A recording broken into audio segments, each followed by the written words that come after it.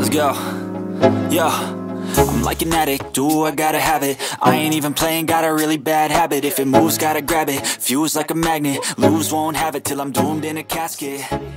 I ain't playing, gotta... Hey, c'est la gang, donc c'est Jess the Harvesting Frog avec mon invité, Vivi Max. Salut Hello. Max.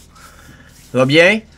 Ça va et toi? Ben oui, super bien. Donc, pour faire une petite intro rapide à tout le monde, Vivi Max de la Vivi Family. Là, j'ai mis mes lunettes poker style, mais je vous avoue que là, j'ai un écran dans lequel je vois pas très bien que ça. C'était pour faire stylé avec Max.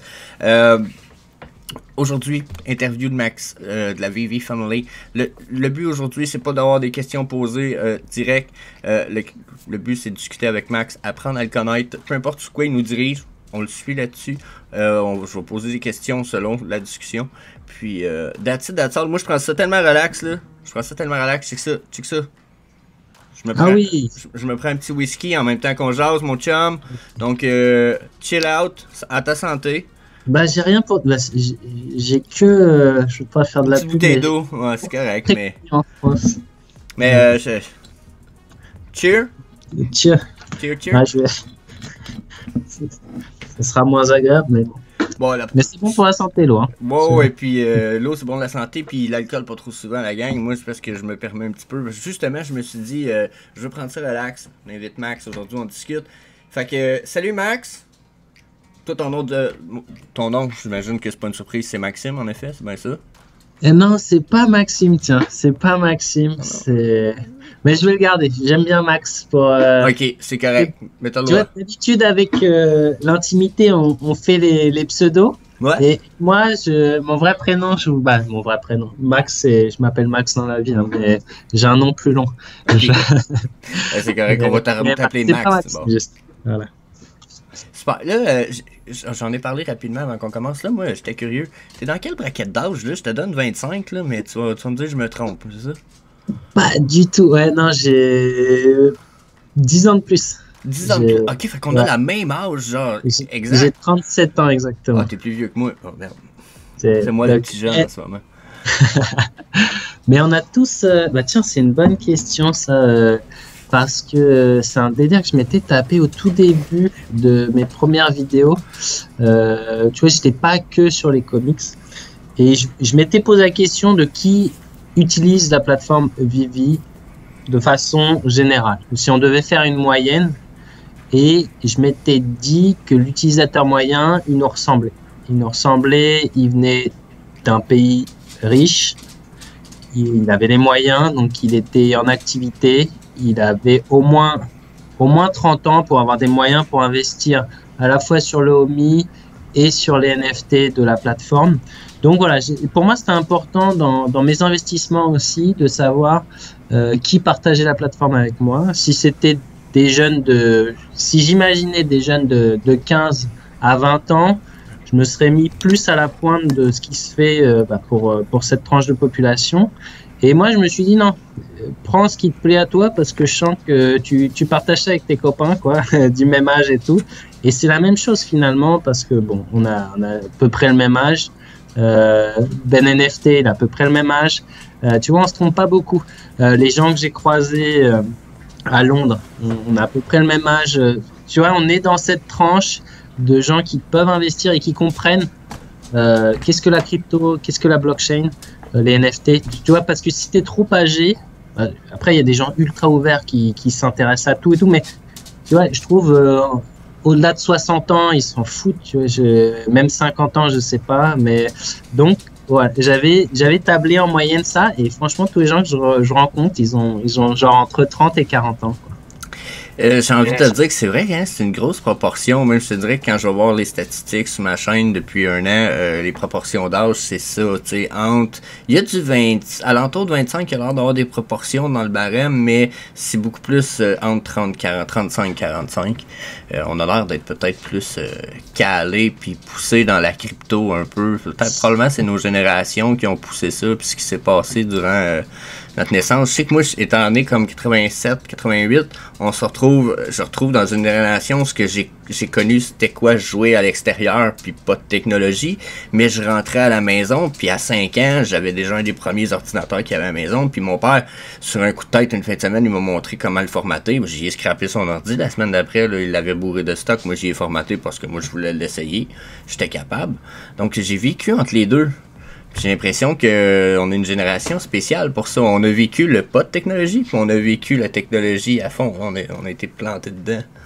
Tout à fait. Je suis carrément d'accord parce qu'on est aussi la génération qui a bouffé du jeu vidéo, par exemple. Ouais, alors, plus tôt aussi, hein, je veux dire, la Atari, etc., c'est vieux. Mais tout de même, moi j'ai grandi avec la Game Boy, avec la NES, la Super NES, tout ce qui est suivi après chez Sega, la Game Gear, qu'est-ce qu'il y a eu après, ouais, Super Nintendo, gros truc, PlayStation, bon, révolution. La PlayStation, laisse tomber. Et maintenant, on a la PlayStation, je sais plus, je suis même plus. Ouais, moi non plus, je sais plus. Mais je sais que j'ai été dans les premières générations, moi aussi, à jouer à des jeux. Sur ordinateur, mais sur Internet avec d'autres mondes. On est comme, tu sais, moi je jouais à Ultima Online. Tu jouais un bonhomme dans un monde médiéval, gros de même, pas très beau, mais tu pouvais miner, couper du bois, devenir forgeron, devenir bûcher, devenir exécuteur, si tu voulais. Là, si tu trouvais le moyen de devenir exécuteur avec ta façon de jouer ton personnage puis d'y donner une personnalité en écrivant du texte, t'étais hot, tu sais. Fait que j'ai commencé là-dedans. Fait que j'avoue qu'on est comme un peu... je pense que c'est pour ça que ça nous dérange pas d'introduire de quoi qu'on connaît pas. Le Web 3, let's go, on se pitch, on l'apprend. Je suis d'accord. Mais même, tu vois, on a bouffé les caramels, les chats, les premiers chats, tu vois, les premières interactions. Tiens, je suis en train de parler avec un Canadien. C'était complètement fou à l'époque. Je veux dire, et ça se faisait. Et tous ces trucs, on l'a vu, l'émergence des téléphones mobiles, les smartphones ensuite. Et c'est vrai que peut-être, donc on est peut-être moins à l'aise que les plus jeunes qui ont vraiment grandi avec ça, mais on n'est pas effrayé par la technologie. Non. Comme la génération, si on fait des générations avant nous, tous les 25-30 ans, c'est vrai que si on nous rajoute 25-30 ans, là on est out. Je veux dire, on n'est plus dans le coup. Et nous, on est quand même dedans. On peut s'approprier ces questions voilà, de Web 3.0, etc. C'est quand même des choses, on risque d'être à l'aise avec ça. J'ai l'impression qu'on s'adapte. C'est nouveau, pas de problème. Amène un papier, je vais l'étudier, puis je vais sauter dedans. Tu sais, j'ai l'impression que là-dessus, on a une génération qui n'avait pas peur d'essayer des choses, je pense. Question de technologie, en tout cas. Ouais. Puis sinon, à part le fait que tu as regardé la gamme d'âge, puis etc., y a-tu d'autres choses qui t'ont intéressé avant que tu te pitches dans ton aventure, ou tu t'es pitché quand même assez d'un coup? Je sais que je vais être franc avec toi, là. Toi, tu as commencé avec d'autres choses, tu m'as dit tantôt, mais 3 semaines avant que tu apparaisses, puis s'il écoute ça, le gars, j'espère encore que tu viennes puis que tu crées du contenu aide. Il s'appelait Vivi Québec, il y a encore ce hashtag-là. Il a dit, je vais faire des cryptos, c'est un Québécois, je vais faire des vidéos crypto, les comic books, let's go, et je vais me lancer. Il s'est pas lancé. 3 semaines après, toi t'arrives, tu fais quasiment la même affaire, façon de parler. Puis j'étais comme, what the fuck? Il arrive de où, lui? C'est bien hot son affaire, let's go. Puis là, c'est pour ça que quand je t'ai vu au début, j'ai dit, Chris, moi je le promote, ce gars-là, je veux qu'on en parle un peu plus. Fait que tout ça, je t'ai dit, t'as-tu étudié d'autres choses avant de te pitcher, ou t'as regardé la gamme d'âge, tu t'es dit, c'est moi ça, let's go. C'est une bonne question. J'ai pas trop réfléchi là-dessus. Déjà, je vais saluer Vivi Québec. On avait fait un ou deux lives ensemble. Non, on avait fait un live chez Benjamin, chez Ben NFT. Et puis après, dans les lives qu'on faisait, mais sur Twitter, tu sais, les Twitter Space, on en avait fait pendant les vacances. Donc, du coup, je te salue, Vivi Québec. Ça fait un petit moment. Et puis aussi, je te remercie parce que c'est vrai que tu m'as beaucoup poussé. En tout cas, pour ton auditorat, quoi, les personnes qui te suivent, tu as quand même beaucoup parlé de la chaîne quand tu m'as découvert. Donc ça m'a beaucoup fait plaisir. Et puis c'est quelque chose que j'ai vraiment retenu. Après, je trouve que la communauté française elle est vachement solidaire. Francophone, je veux dire. Ouais. Aussi française, mais francophone.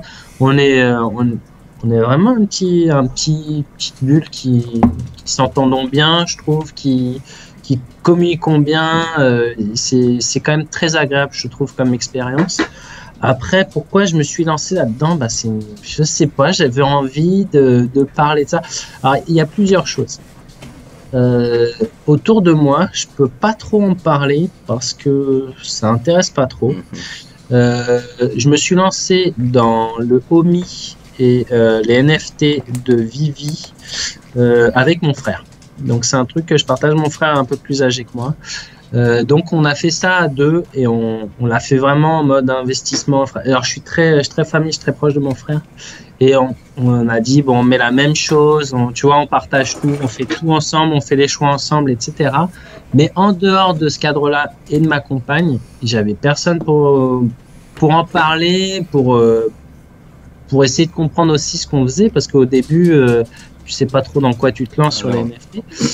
Et puis j'ai découvert très rapidement la chaîne de Benjamin qui à l'époque était Vivi Assistant. Et finalement, j'ai trouvé qu'il n'y avait pas beaucoup de contenu en français qui abordait des thèmes que moi je voulais aborder. Donc je me suis dit, bah il y a une place, fais-le pour le fun et puis tant mieux. Donc voilà, il y avait, tu vois les chaînes que j'aimais bien, bah il y avait la chaîne de Michael Bedel qui à l'époque, je sais pas, il avait même pas 100 personnes qui le suivaient, mais je trouvais que c'était très pointu, tu sais, une démarche très il fait des recherches très approfondies. Benjamin Vivi Assistant, lui, il fait des choses vraiment très carrées. Tu vois, tu regardes une vidéo, t'es bien. Le sujet, il est bien traité de A à Z. Le déroulé, il est nickel. Et puis après, il y a Ecovie Actu aussi que je suivais beaucoup. Mais Ecovie Actu, comme son nom le dit, c'est vraiment l'actualité. Tu vois, il y avait l'actualité. Il y avait Benjamin qui prenait les sujets à fond. Il prenait un sujet, il le développait. Et tu avais pour moi Mickaël qui était très pointu, tu vois, sur tous les détails. Telle licence, ça fait ça, ci, ça. Donc dans 4 ans, il va se passer exactement ça. Je caricature, mais tu vois. Et en dehors de ça, bah, je trouvais que ça parlait pas beaucoup de comics. Je trouvais qu'il y avait des questions de stratégie qui étaient intéressantes à aborder. Moi, j'ai commencé beaucoup avec la stratégie.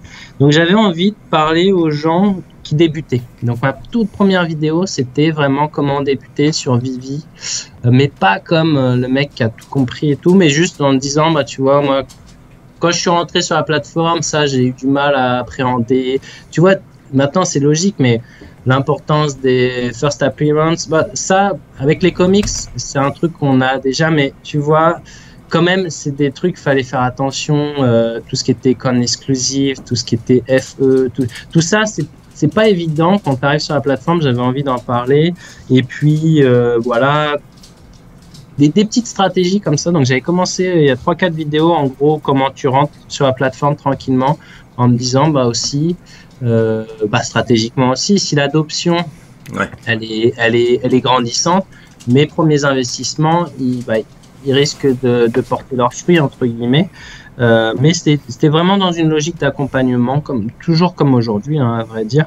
Et aussi, j'espère, avec une posture d'humilité, c'est-à-dire qu'on tâtonne, on sait pas trop où on va. Les conseils qu'on fait, quand on en fait, bah, ils valent ce qu'ils valent. Je veux dire, faut pas non plus nous écouter. Je veux dire. Comme si c'était parole d'évangile, etc. On se trompe d'ailleurs sur les projections. Ouais, puis au début de vidéo, il va même avoir un note financial advice, une coupure au montage.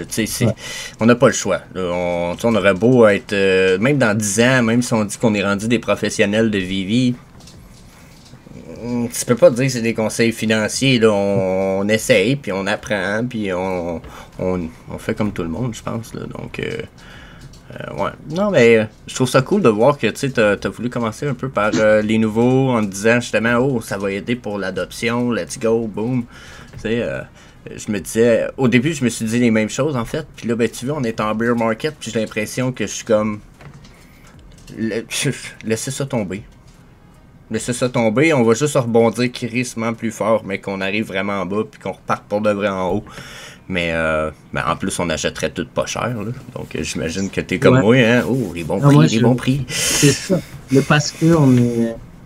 Bah, je pense quand même les plus anciens qui sont encore là, je veux dire qu'ils continuent à acheter tout ça, ils croient au projet. Je pense que si tu croyais pas, tu prenais tes profits. Allez, en mars, avril, tout ce qui restait de profit qui n'a pas encore trop fondu, tu te retirais, tu savais que tu allais à un moment cash out. Tu vois, c'était quand même imminent que ça arrive. Donc, ceux qui ont maintenu le truc, je pense qu'on est plus si nombreux que ça, hein, utilisateurs quotidiens, hebdomadaires ou mensuels. Je suis très très surpris de ces chiffres. Après, c'est vrai que sur les gros drops, les gens reviennent sur la plateforme et voilà, on choisit plus nos drops du coup. Tu vois, c'est un truc qui a complètement changé. Des conseils que je disais à l'époque, vous faites tous les drops. Tu t'en fous, tu gardes toujours 50, 60, 100 gems parce que un drop, ça change tout. Et à l'époque, un drop, ça pouvait, tu tapais le UR ou un secret rare et ton expérience de vie changeait complètement. Oui, oui. Tu te vendais dans la foulée. Tu pouvais changer ta vie.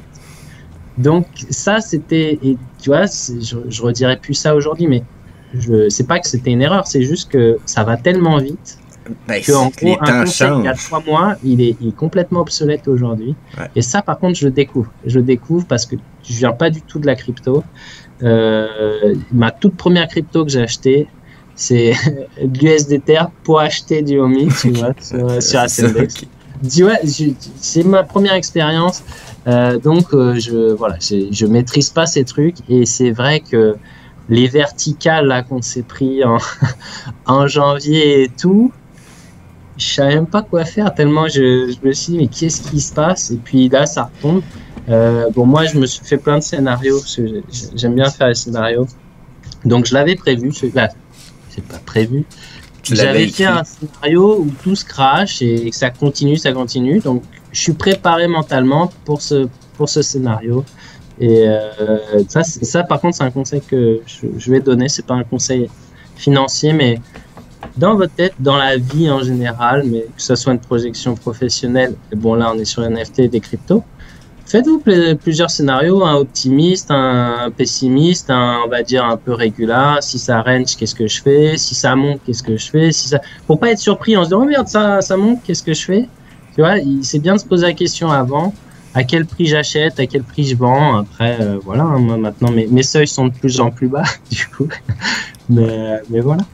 Je pense que c'est un bon conseil pour de vrai, pour ceux qui écoutent déjà là. Tu sais, sans être un conseil d'investissement personnel, quoi que ce soit, prenez-le comme vous voulez, d'être capable de se faire un plan, de dire, OK, là, moi, j'achète ça à ce prix-là. Il peut dropper le moitié, 3/4 encore. Rendu là, je fais quoi? Est-ce que j'en rajoute un autre? Ou est-ce que... Puis, s'il monte, au contraire, quand je revends, tu sais, ça a l'air aussi ridicule que la semaine passée, il y a des Labits. Ils vont dire c'est pas grand chose, c'est un Labit, ça va pas. Les potentiels de montée est pas bon, là. Mais il y en a un qui a descendu à 20 gems, il est remonté à 49 gems en 2 jours. What the fuck? Ouais, mais si t'avais prévu de le vendre à 45 gems, tu étais déjà dans ton range de vente, là, les marchés sont encore dans le trend. Le potentiel que ça retombe à 25 gems est bon, t'en rajoutes 2 pour la vente que t'as faite. Il y en a qui réalisent pas que juste x2, des fois, c'est une stratégie de ouf.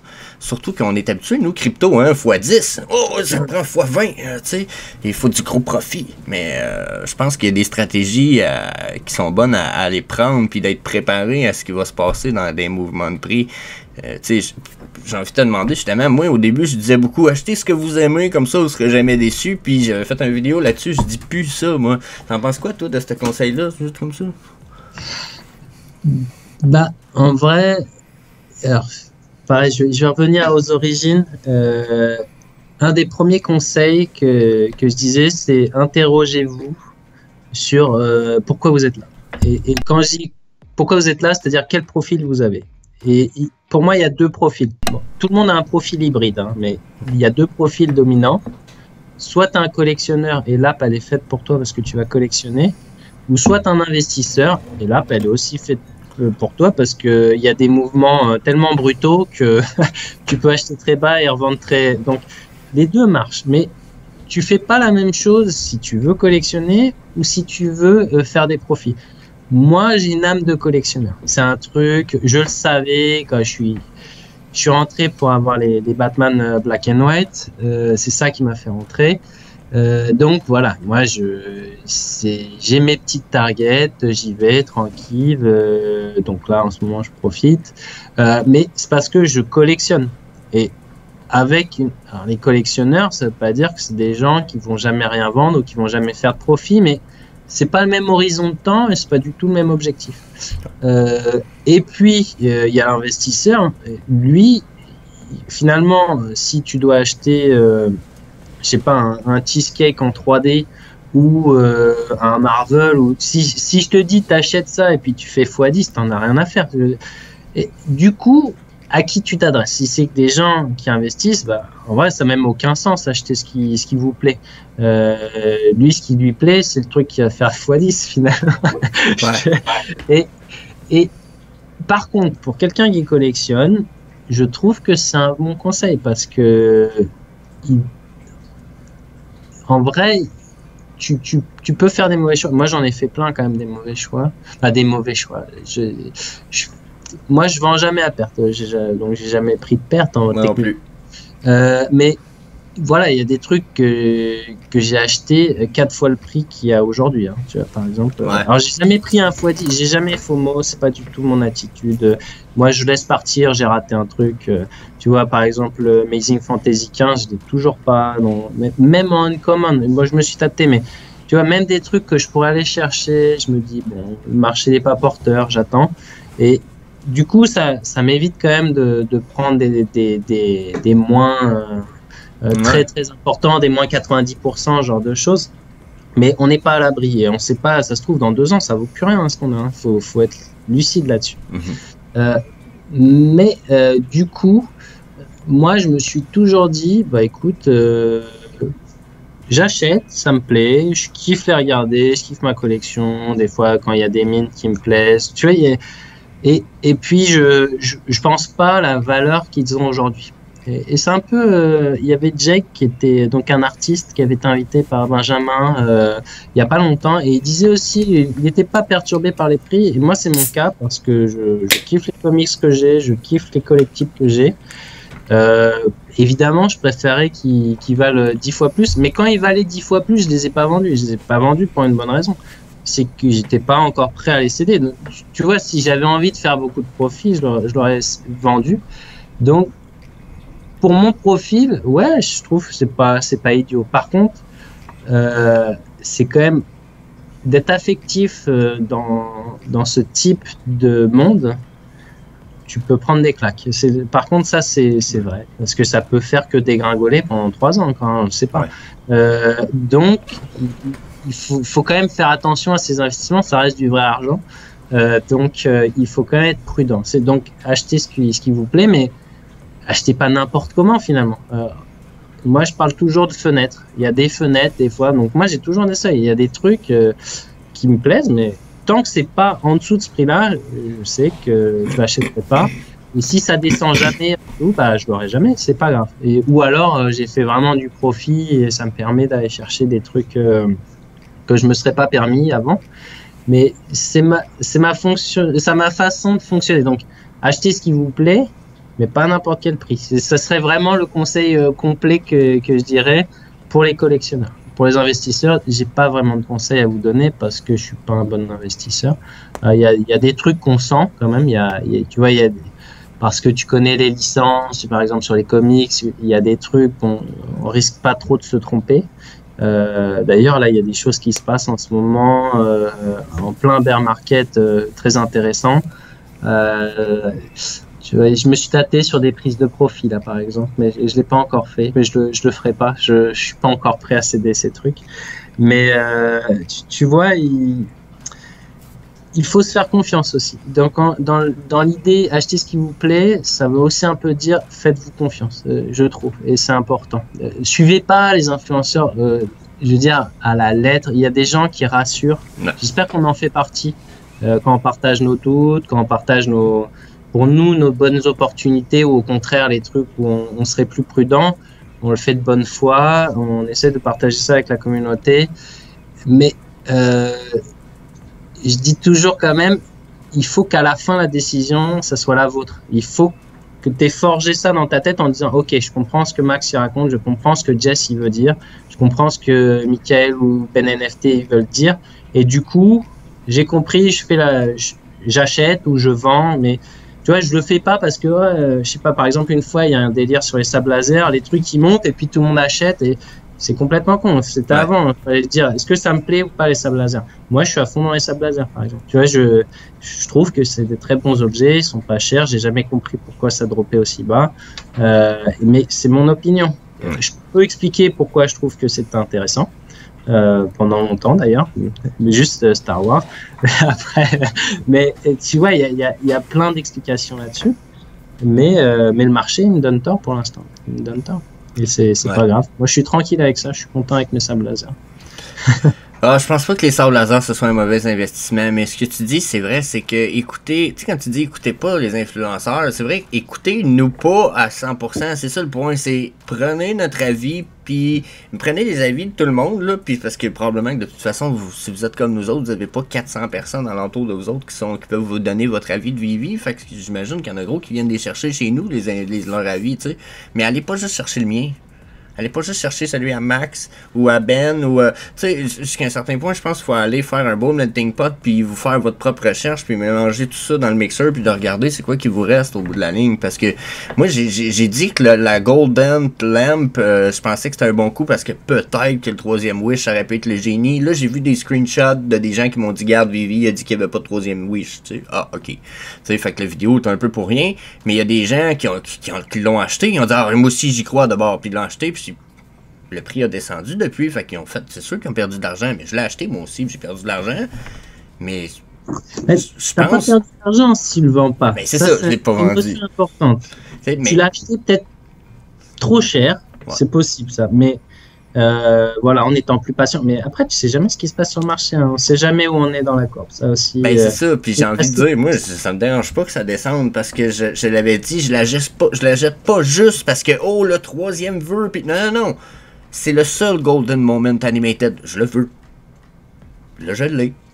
Tu sais, il va me manquer le Disney D qui va aller avec, tu sais, mais là, les prix descendent. Tu sais, je suis juste content, là, tu sais, bonus, ça s'en vient, je vais sûrement me l'acheter bientôt.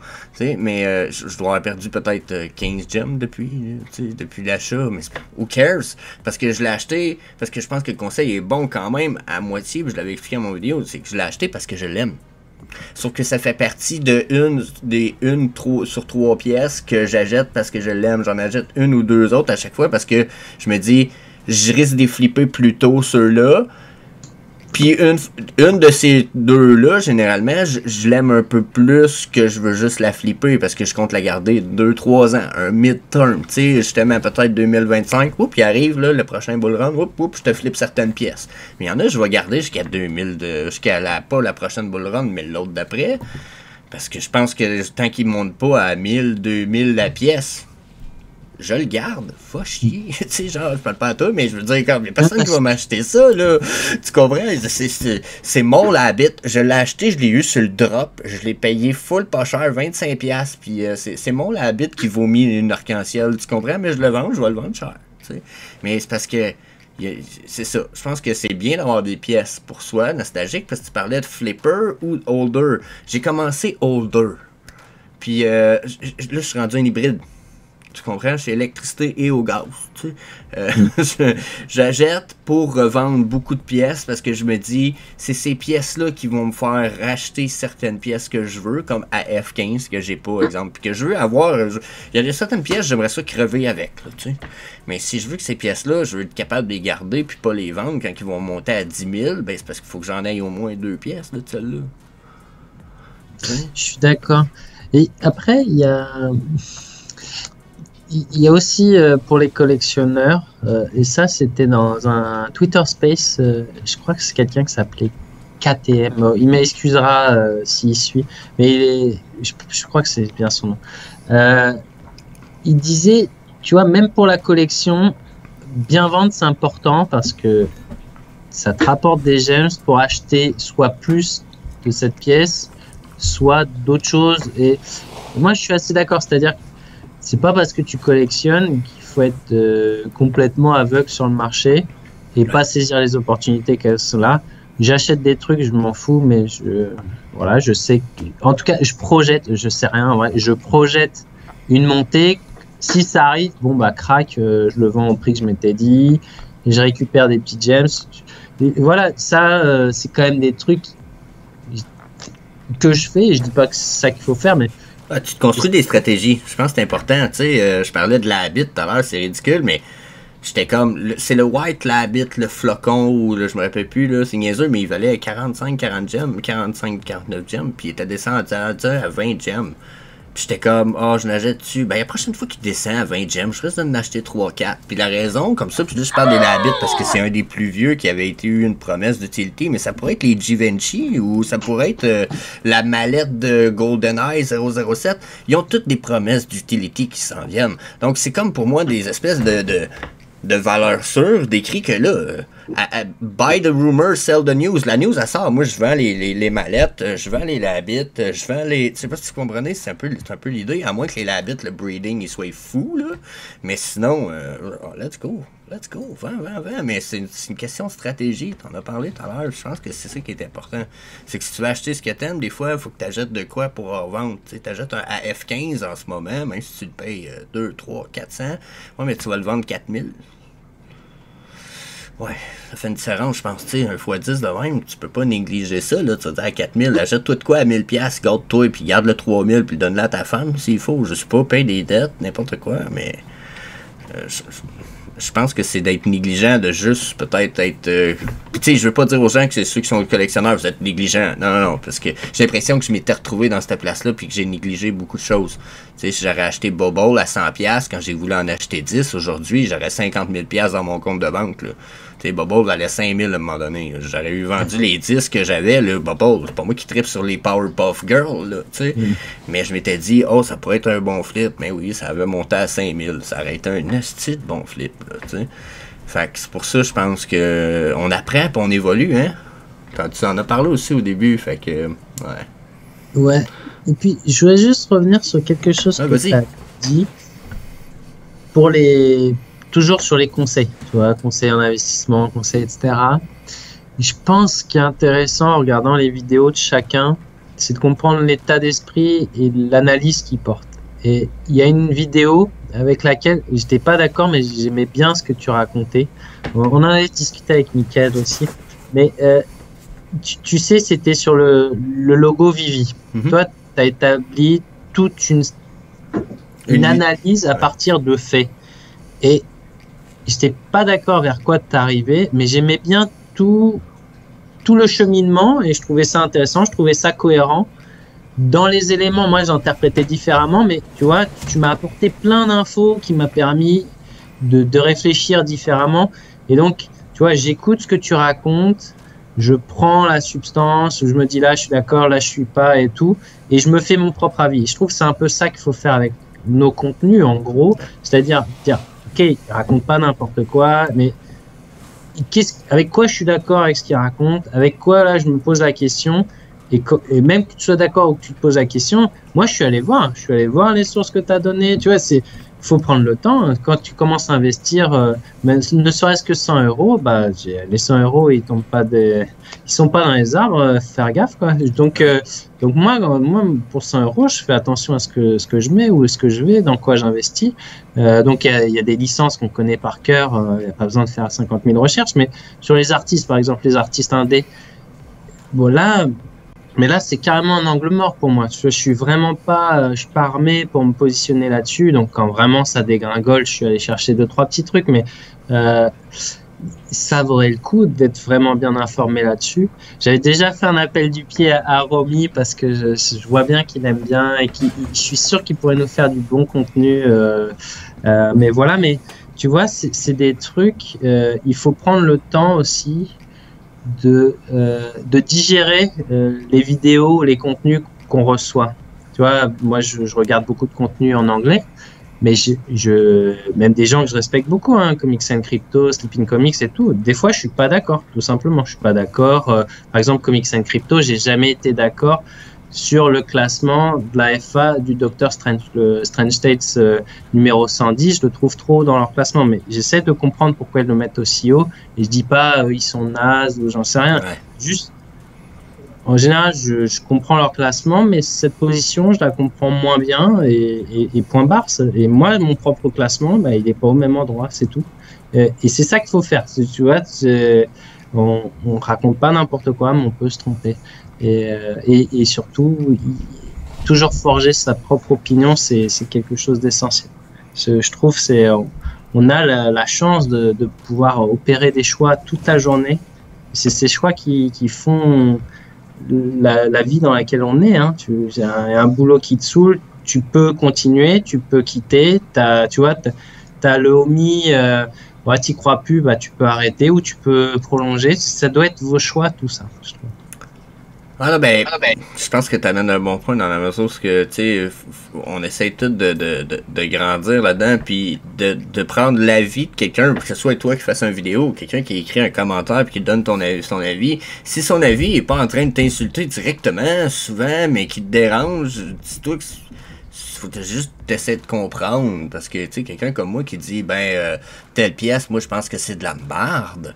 Si toi tu penses que c'est la meilleure pièce ever, Electra, tu peux pas être fâché par ma perspective personnelle. Il faut que tu essaies de voir pourquoi. Moi je la vois pas ta perspective, puis peut-être me faire voir ton point de vue à la limite. Puis c'est un peu le pourquoi aussi. Je pense que en tant que créateur de contenu, on crée pas juste du contenu pour vous donner notre avis. J'ai l'impression que souvent, Max, ce qu'on aimerait, c'est que les gens nous disent moi, je pense ça. Enter. Tu sais, j'ai l'impression que c'est plus important pour nous autres de recevoir l'avis des autres que de le donner, malgré que ce soit nous qui donnent notre avis. Tu sais, je sais pas pour toi, mais moi, si je peux me faire changer d'avis, hostie que je t'aime. Je suis tout à fait d'accord avec toi. Souvent, je le dis. Tu vois, dans mes vidéos, je demande jamais de like. Je m'en fous. J'ai pas besoin de t'abonner. Je critique pas, hein, mais je le fais pas.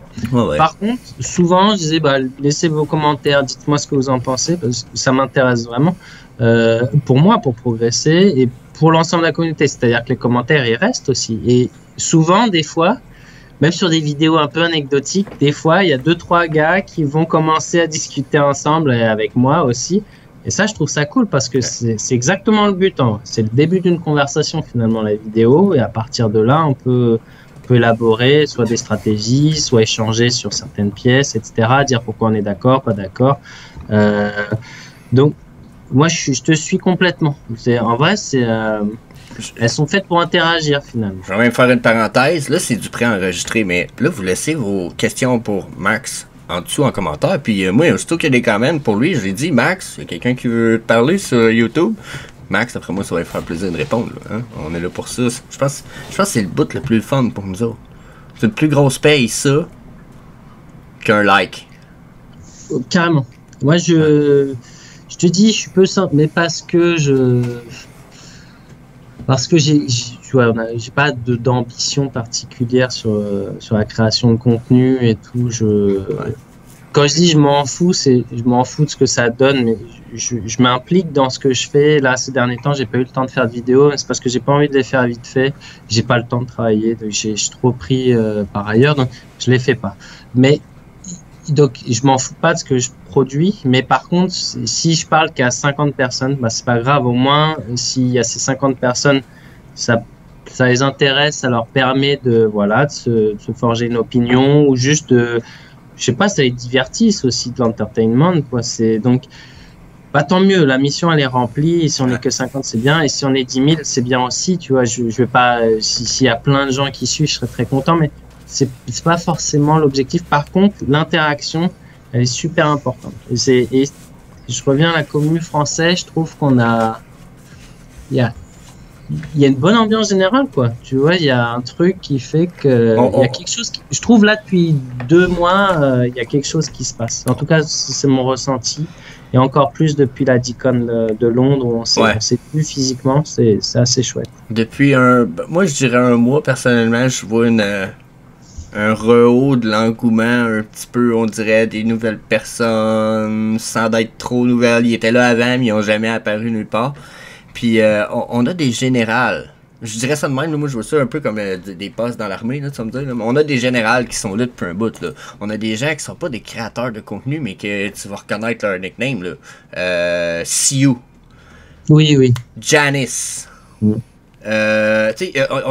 Puis là, j'y en a, j'oublie leur nickname en ce moment. Je sais comme c'est quoi son nom. Ben, on a Pyramidion qui passe tout à sous ma chaîne, qui est semi-co-host, qui est Toby in the World sur Twitter, pour ceux qui se demandent. Il fait des posts de Toby partout dans le monde. On a des gens qui sont encore là, Warrior Style. Quand je dis Warrior Style, c'est qu'ils ont pas l'air d'être sur le bord de lâcher. Les autres là sont comme Let's go 2025, tu sais. Ça, je trouve ça cool parce que ça va faire de quoi ça plus tard. Ces gens-là, on va se retrouver avec une espèce de comment ils appellent ça, des OGs en anglais. Ça va être le cool parce que eux-là, ils partagent aussi. Puis c'est le but, nous autres, tu sais, quand on met une vidéo, là, on le partage, mais le mot partage, ça va pas juste dans un sens. Hein. C'est qu'on vous donne de quoi parce qu'on s'attend à ce que votre avis, vous nous disiez, Jess, moi je pense que t'es cave. À cause de ça. Puis moi, je fasse hostie que t'as raison, je me suis planté pour le VV logo, c'était pas ça pas en doute. Tu sais, rendu là, j'aime mieux me tromper que d'avoir raison. Hostie, j'apprends bien plus. Fait que, non, on a une belle famille là-dessus, ça va être. Le futur va être amazing. Ça, c'est crazy. Ça, c'est sûr, man. Moi, à moins que Vivi meure, là, mais là, j'ai pas le feeling. Pour le coup, ça, j'y crois pas, tu vois. C'est ça. Alors, qu'est-ce qui. Mais. On est en bear market méchamment, mais en vrai, ceux qui souffrent, c'est ceux qui ont investi là pour l'instant. Et qui attendent, surtout ceux qui sont entrés cet hiver, ceux qui ont mis beaucoup d'argent à partir de la mi-janvier. Là, c'est dur. Mais Vivi en tant que tel, je vois pas leur problème. Ils continuent de produire des NFT, continuent de signer des licences très certainement. En tout cas, ils continuent de produire. Et ce qu'ils produisent leur apporte de l'argent. Je vois pas ce qui va les bloquer. Donc, par contre, les utilisateurs, pour eux, il faut dissocier l'état du marché de Vivi et l'entreprise Ecomi, etc. et l'app Vivi. Pour moi, l'app Vivi va très bien. Ouais. Je veux dire, en termes de business, hein, après, il y a plein de trucs sur l'app qui peuvent être discutés. Mais donc, je suis pas inquiet pour Vivi. J'ai une personne sur ma vidéo, je pense qu'il a fallu, je m'ostine, mais j'ai essayé de répondre comme positivement aujourd'hui. Puis il s'appelle Pour la vérité, puis j'ai fait une vidéo cette semaine, je disais wow, des NFT, des gems quand même à bon prix, abordable. Tu sais, là je parlais de le Ben Riley Spider-Man qui a genre 616 éditions qui était à 600 quelques dollars, je pense, je me souviens bien. J'étais comme Chris, c'est pas cher. First appearance de Ben Riley, le Black Spider-Man, genre, j'étais comme fuck yeah, tu sais. Puis là le gars il vient commenter en dessous de mon vidéo, puis il était comme ouais, mais 0 x 0, ça fait 0 pareil. Là, j'étais là, attends, là, si t'en achètes 2 puis tu finis par les revendre à profit, mettons, là, tu dépasses ton 1000 gems. C'est pas 0, ça, c'est 1000$, genre, pour cash out. Puis il était comme, ouais, mais ça fera jamais ça, fait que moi, je quitte Vivi, puis j'étais comme, oh, ok, là, on est en train de voir le début 2023 s'en venir, ce que je pense qu'il s'en vient, puis que le monde, les gros de la crypto, ils pensent ça, c'est que 2023, c'est ce qu'on appelle une année sideway, là. Si on met la charte en ligne comme ça, puis on fait juste monter, puis on montera jamais bien haut, puis on descendra jamais plus bas que certains niveaux. Fait que j'imagine nos NFT qui font ça. Ça tue beaucoup plus de monde qu'une chute de bear market. C'est ceux qui sont pas capables de holder pendant un an. Tu comprends? Sans rien voir de profit. Ça, d'après moi, ça va tuer des gens. Puis justement, j'ai l'impression, j'en ai vu un, il quittait, là, il me disait ça dernièrement. Là, moi, je lâche Vivi. Bye, man, c'est dommage. Ben, en tout cas... mon avis personnel, hein, je trouve pas que c'est le moment de quitter en vrai. C'est-à-dire, il fallait quitter avant. Il fallait quitter. Je te dis, en mars, ça se posait la question. Je veux dire, parce que après, ça dépend quand t'arrives, mais je veux dire, normalement, la plupart des gens qui étaient là depuis un petit moment, on était comme tous encore bien en profit normalement. Donc ça se posait la question parce que en plus pour moi il y avait quand même la perspective de cash out à un moment donné.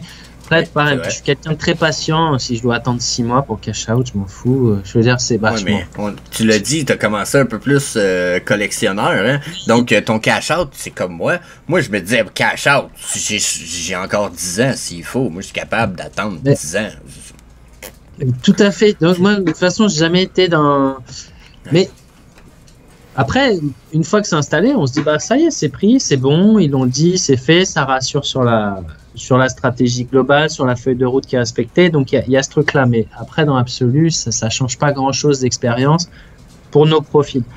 Mais c'est vrai que quitter aujourd'hui, ça me semble pas. En tout cas, moi personnellement, ce serait pas judicieux vis-à-vis de la façon dont j'ai collectionné tout ça. Je perdrais tout. Hein. Ça aurait été une mauvaise expérience, Vivi. Donc voilà. Et sur les périodes de reine, je sais pas. Après, moi, je me raconte des histoires dans mes scénarios. Il y a plein de trucs, mais il faut voir. Bon, les prix, ils s'effondrent. Mais il y a d'autres choses, c'est-à-dire qu'on a de plus en plus de collectibles. Les collectibles qui nous est rêvé, qui étaient intouchables pour moi, commencent à être. On peut aller les chercher. Donc c'est quand même des belles fenêtres de tir, même si ça continue de descendre. Donc la question, c'est à quel niveau j'achète. C'est plus ça. Mais aussi quand on achète et qu'on hold, il y a tout l'univers de Vivi qui se met en place. Moi, je reste sur les projections, les promesses à venir, mais on a nos points MCP. Tu vois, si tu vends pas, tu gardes. Il se passe quand même quelque chose, il se passe pas rien. Donc tu peux laisser passer un an et au pire, tu collectes tes points. Et quand le truc il reprend et que tout le monde re-rentre, bah toi, tu es déjà full MCP. Ouais. Tu vois ce que je veux dire? Et donc, il faut aussi, pour ceux qui croient au projet, hein, c'est toujours la même histoire. Tu crois pas. Si tu crois, et ben, profite de l'expérience, profite de tes NFT, profite des nouvelles licences qui sortent, profite des prix bas. Plutôt, moi, je préfère acheter 100 que 1000, tu vois, parce que à 1000, je peux peut-être aller chercher un truc, je peux pas, et là, je peux en aller acheter 10. Tu vois, il faut avoir cette perspective. Et je collectionne mes petits points. Et je te dis, il y a des trucs, je les ai achetés 4 fois plus cher. Bon, bah, c'est comme ça. Mais par contre, ça fait déjà 6 mois que je les ai.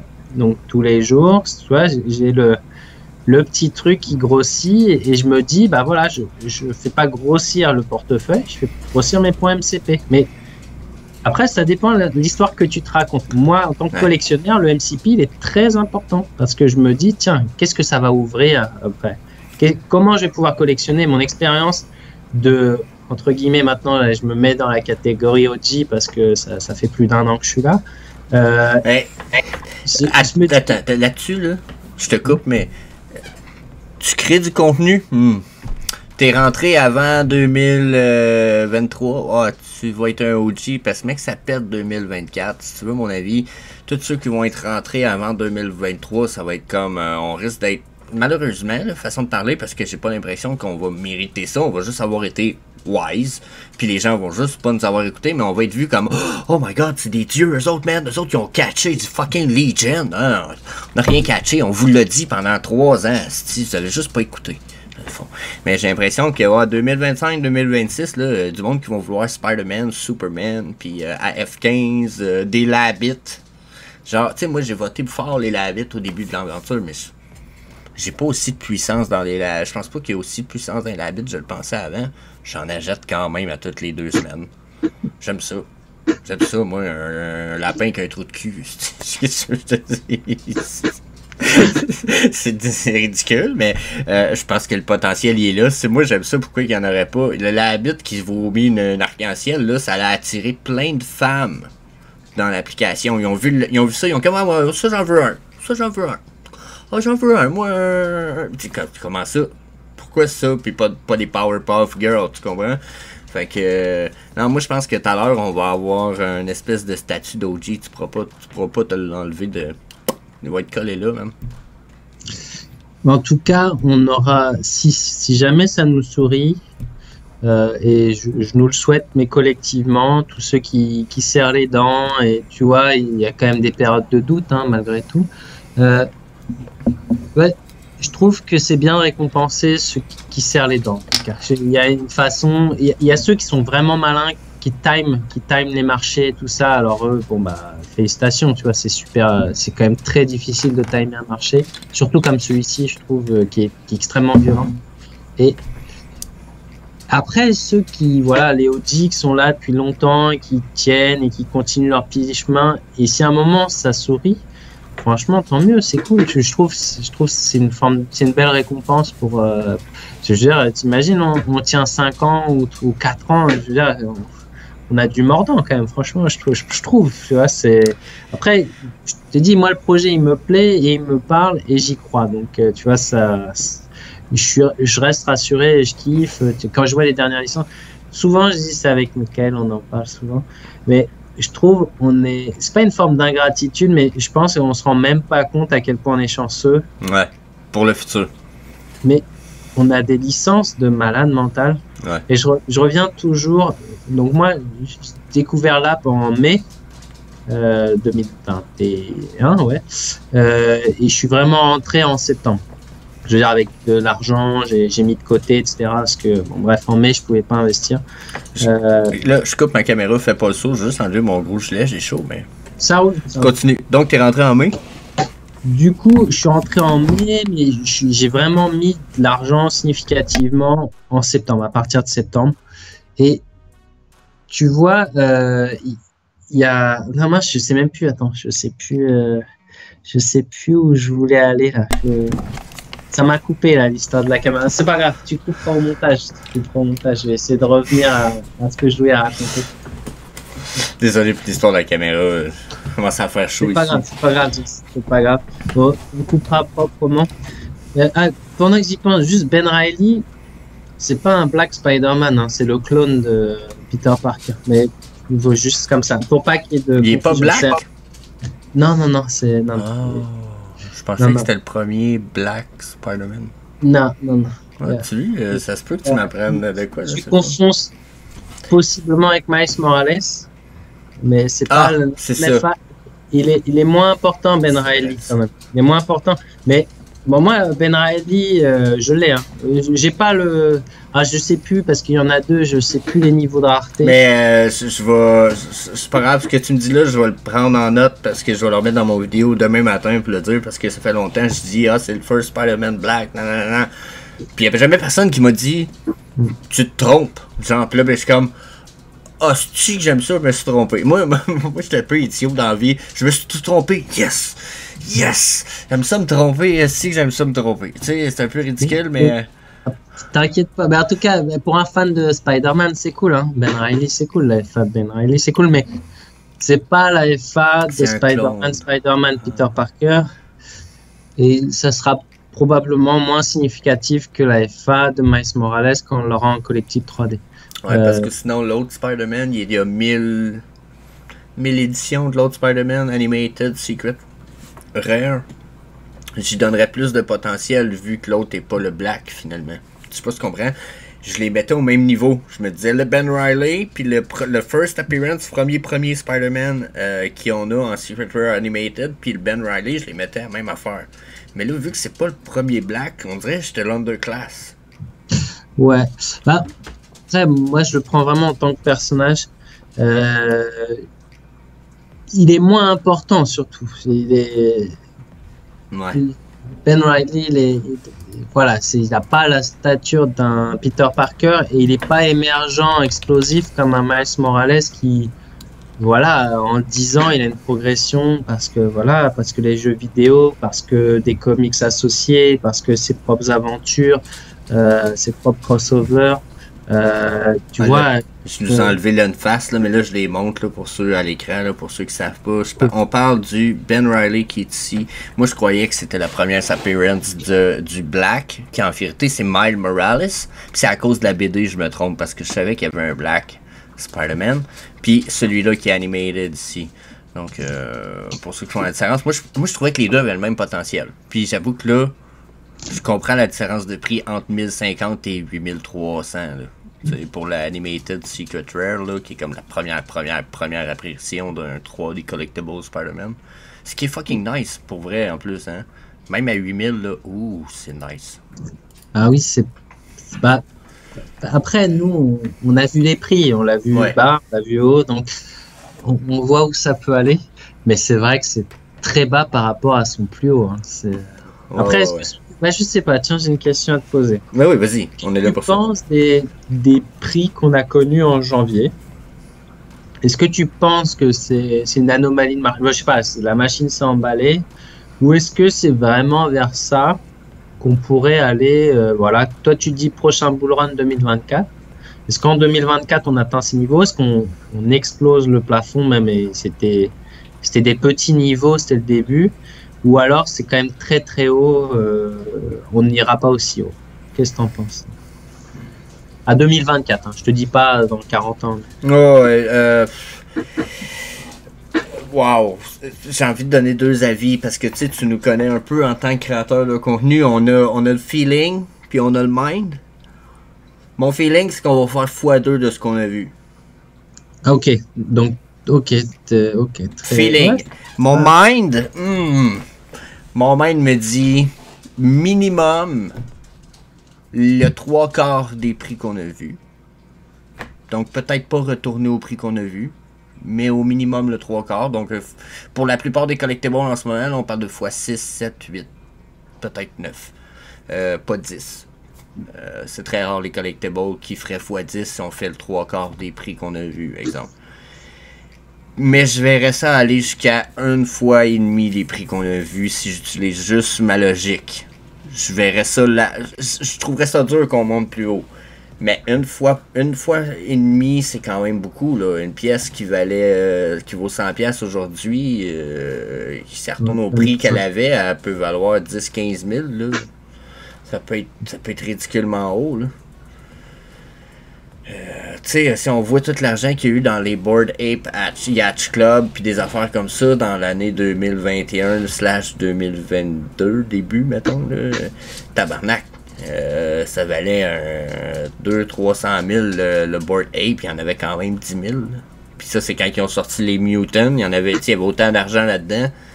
On parle de millions de dollars pour une collection, là.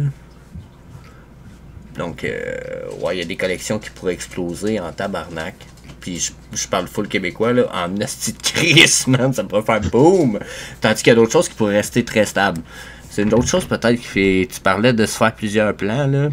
Puis là, mon cerveau, en ce moment, il a envie de sortir une troisième chose que je prévois, c'est qu'il y a des choses, justement, qui vont exploser beaucoup, puis les autres qui vont juste, comme, monter un peu, x2, x3, ça va, par rapport à ce qu'on a là, puis ça va rester là.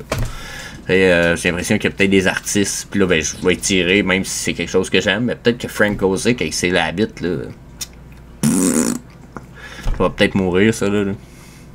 Tu sais. Bah, ce qui est sûr, c'est que... Alors, parce que, pour ceux qui n'ont pas connu la période de janvier, c'est tout qui est monté. Hein. Il y a tout qui a pris... Ouais, le Labbit à 25$ que j'avais valait 600$. Ouais. Ouais, non, c'est fou. La verticale, c'est ça qui était surprenant. Alors, tout n'est pas monté exactement en même temps, mais quasiment. Mais c'est vrai que tout est monté. Même des pièces qui étaient boudées, tout a pris de la valeur. Typiquement, les James Bond, là, les 007, No Time to Die, ils étaient quand même pas très en forme avant le bull run de fou. Tu vois, même en novembre-décembre, ça valait pas grand-chose par rapport au reste des pièces. Hein. Je veux dire, il faut... Moi, je compare plusieurs collectibles, les whisky sont, et eux, je les trouvais très bas. Et même ça, c'est monté quand même significativement. Alors, c'est pas ce qui a le plus monté, mais c'était ça qui était surprenant. C'était de voir n'importe quoi, finalement. Je me suis dit, les mecs sont rentrés, ils se sont dit, je vais prendre le Ponero, c'est le dernier truc qui reste que je peux... Tu vois, oui, ça... On essayait de prendre ce qu'on pouvait, j'ai l'impression, pour ceux qui sont rentrés, parce que j'ai vu je sais pas, je regardais mon vote, je voyais les trucs tu prenais 2000$ dans la nuit et tu te dis mais qu'est-ce qui se passe et répéter, tu vois, j'ai affiché mon vote une ou deux fois, puis j'étais comme... Puis mon vote, là, il était le 1/3 de ce qui est là, parce que j'ai mis d'argent dans d'autres projets, là, dans le temps. Je mets pas juste Vivi, même si je parle juste Vivi sur ma chaîne, si vous voulez d'autres avis sur d'autres choses, la gang, n'hésitez pas, mais... le vote que j'avais, il est 1/3 de ce que j'ai là, peut-être même le 1/4. j'ai vu moi ça monter jusqu'à 10 000. Là, je l'ai affiché, j'étais comme, ma voûte vaut 10 000 piastres. J'étais comme... J'ai peur de savoir s'il faut pas que je me cache, tu sais. Ça a monté jusqu'à 18 000 piastres. Mon petit frère de 18 ans, il capotait. Aïe, aïe, mon gars, waouh. Puis là, lui aussi, il a acheté, il commençait à acheter. Puis là, lui, il a vu ça monter, puis il a flippé. Lui, il a été flipper au début. Ça a monté à 30 000, sa voûte. Là, nos voûtes, ils valent 1200 peut-être. Tu comprends? Mais oh my god, on capotait, là. Tu sais, on n'avait pas de grosses voûtes, on n'avait pas des pièces comme, là, du Mad Gun Deck. Tu me dis, c'est pas le plus populaire. Non, mais c'est hot en tabarnak. Je vois pas comment ça deviendrait pas populaire dans le temps. Son stock est trop cool. Tu sais, y a des choses qu'on n'avait pas, puis que là, on a, tu sais, le San Diego Spider-Man poster. Je suis pas un Spider-Man fan. Je le trouve fucking nice. Tu sais, fait que, j'imagine pas les prix ne pas monter dans le futur parce que tu vois pas ça sur Wax, sur Solana. Tu vois pas ça ailleurs. On n'est pas dans le premium 4K comme David Yu il en a parlé. Il dit qu'à un moment donné, il veut que quelqu'un ait des lunettes de réalité virtuelle puis qu'il s'en fait dehors et qu'il ait l'impression de voir le joueur de football à côté de lui puis pas d'être sûr s'il est vrai ou pas. T'sais, ça, on parle de du 4 à 8 gars de qualité, mais s'il est capable de penser à ça dans le futur, là, en ce moment, nos premium quality dépassent tout le monde, là, mais tout à l'heure, ça va être n'importe quoi, là. Tout à l'heure, ça va être à s'y méprendre avec une vraie personne, là, avec le poil d'en face, pis tout. Fait que, wow. Je pense qu'on est bien parti, mais... je pense que c'est Michael qui t'a dit ça, c'est ça? On sait pas la chance qu'on a? Ah, on se le dit souvent. On se le dit que des fois, quand... Mais je sais pas, mais juste pour finir, je pense que sur la prochaine grosse montée, ça va entraîner tout, mais oui, il va y avoir des différences importantes entre les pièces vraiment fondamentales et les trucs annexes. Pourquoi? Pas parce que en vrai, c'est la production de NFT qui fait ça. Et comme on va en avoir de plus en plus et que là on drop, à un moment, quand tu es dans le supermarché, tu vas pas acheter tous les paquets de gâteaux. J'ai un moment, tu choisis la marque qui te plaît et tout. Et là, c'est ça qui va se passer et finalement, il y a des choses qui se distinguent et les meilleures ventes, c'est toujours les mêmes marques, etc. Et tu vois, c'est ça qui va se passer à un moment parce que là, on va de plus en plus dans le supermarché. Au début, t'étais fan de Batman, t'avais tous tes petits Batman, t'étais fan de Spider-Man, t'avais tes Spider-Man. Mais là, je veux dire, si tu veux te faire tout Marvel, mais soit t'as beaucoup d'argent, soit c'est impossible en vrai, ou alors tu arrives à bien flipper et tout, mais donc même sur une seule licence, ça va être difficile, une grosse licence, je veux dire, ou même faire tout Disney. Tiens, tu te dis, je me fais tous les sets Disney et tout, je veux tout. C'est déjà costaud, tu vois, c'est déjà costaud. Il faut pouvoir suivre. Mais en novembre-décembre, on n'avait pas autant de... Tu vois, en 6 mois, 7 mois, 8 mois, même plus maintenant, 9 mois, 9 mois, on a produit du NFT. Je veux dire, Vivi a produit du NFT et tu vois, donc je pense quand même que des pièces essentielles, elles vont quand même vraiment décoller beaucoup plus que le reste. Même si, après, un x2, un x3 dans la vraie vie, ça fait très plaisir. Hein. Je veux dire, si vous regardez ce que votre banquier vous propose pour épargner votre argent, il n'y a personne qui va vous parler de 15% annuel. Hein. Je veux dire, donc faire un x2 dans l'année, c'est juste exceptionnel. C'est ce que je disais tantôt, c'est que les gens se rendent pas compte. Hein. Allez voir un expert financier, là, pour de vrai, là. T'sais, on vous le dit, il faut toujours vous aller voir un expert financier avant de nous écouter. Ouais, mais trouvez un expert financier qui vous trouve du x2, vous autres, en dedans de 1 à 5 ans. Il y en a pas. Il y en a pas. Il y en a pas. Ça existe juste pas présentement. T'sais, fait que c'est un peu drôle de vous dire de les écouter. Je trouve que c'est contradictoire pour moi, mais en même temps, c'est ça. Écoutez eux autres, pas nous autres. Là, je veux te couper avant qu'on recommence parce que je veux ta perspective pour d'autres choses qu'on vient juste de parler, mais on a parlé aussi de Michael BDL, puis là, je monte sa page YouTube right away. Donc, Michael BDL, la gang, allez faire un petit tour, 538 abonnés, il mérite à fond de caisson, il nous fait des vidéos awesome. Au minimum, 1 à tous les 15 jours, à peu près ce que je peux voir, mais là, il en a fait 3 dans les 14 derniers jours, donc Rock on, let's go. Donc, petit shout-out à lui. J'aime bien faire les shout-out à tout le monde dans la VV Family. So, ceci étant fait, on continue ce qu'on disait. Donc, ça, moi, c'était par ma perspective pour 2023. Là, toi, tu nous dis que tu penses justement que ça va être plus hybride. Certaines pièces vont exploser, puis d'autres vont rester plus basses, c'est ça? Ouais, moi je pense que, bah, en tout cas, il y aura des distinctions. Je le vois, mais on voit déjà dans les drops, ce que je te disais, les drops importants, il y a du monde. Les drops plus moyens, on les a. Et puis il y a carrément des trucs qui se vendent plus. Bah, en tout cas. J'ai pas eu la lampe sur le drop, puis je pensais qu'il y avait trop pas de monde, moi, puis que j'allais l'avoir. Puis ça te donnait une idée, j'étais comme, il y a tellement personne, je vais l'avoir. Ouais. Hein, comment ça, je l'ai pas eu? Donc, ouais, je pense que t'as raison. Celui d'aujourd'hui? Non, la lampe magique dans le temps, la lampe d'Aladin, tu sais, il y avait tellement pas de monde pour les autres drops que tu pouvais l'acheter 2-3 fois, fait que j'étais comme, bah, la lampe, ça va être pareil, je peux être sûr de m'en payer un. Non. Les gens, ils choisissent maintenant. Exactement. Et du coup, bah, à mon avis, ça va se reporter. C'est-à-dire que les très gros comics qu'on a eu là ces derniers temps, donc on a par exemple sur la F15, moi je le vois pas s'écrouler. Tu vois, il peut chuter, hein. Il peut encore être divisé par deux. J'espère. Moi j'imagine qu'il va baisser. Moi j'imagine qu'il baisse, mais je peux vraiment me tromper. Mais c'est ma stratégie d'achat. J'attends qu'il descende encore. Et mais dans le temps, ça sera un must-have et tout le monde va vouloir l'avoir. Et du coup, si tout le monde veut la même chose, à un moment, bah, c'est l'offre et la demande qui, tu vois, c'est vraiment les fondamentaux de l'économie. Ouais. En tout cas, de l'économie de marché telle qu'on la connaît. Et du coup, bah, le prix mécaniquement, il va augmenter. Après, il y a d'autres trucs, c'est quand même un peu pointu, quoi. Et moi, il y a plein de trucs qui me parlent pas du tout.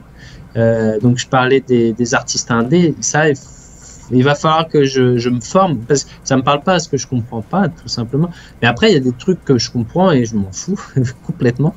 Et du coup, je vais pas me positionner là-dessus parce que c'est des licences qui me évoquent rien du tout. Et si on est nombreux à ce que ça parle pas plus que ça, bah, je vois pas pourquoi ça augmenterait.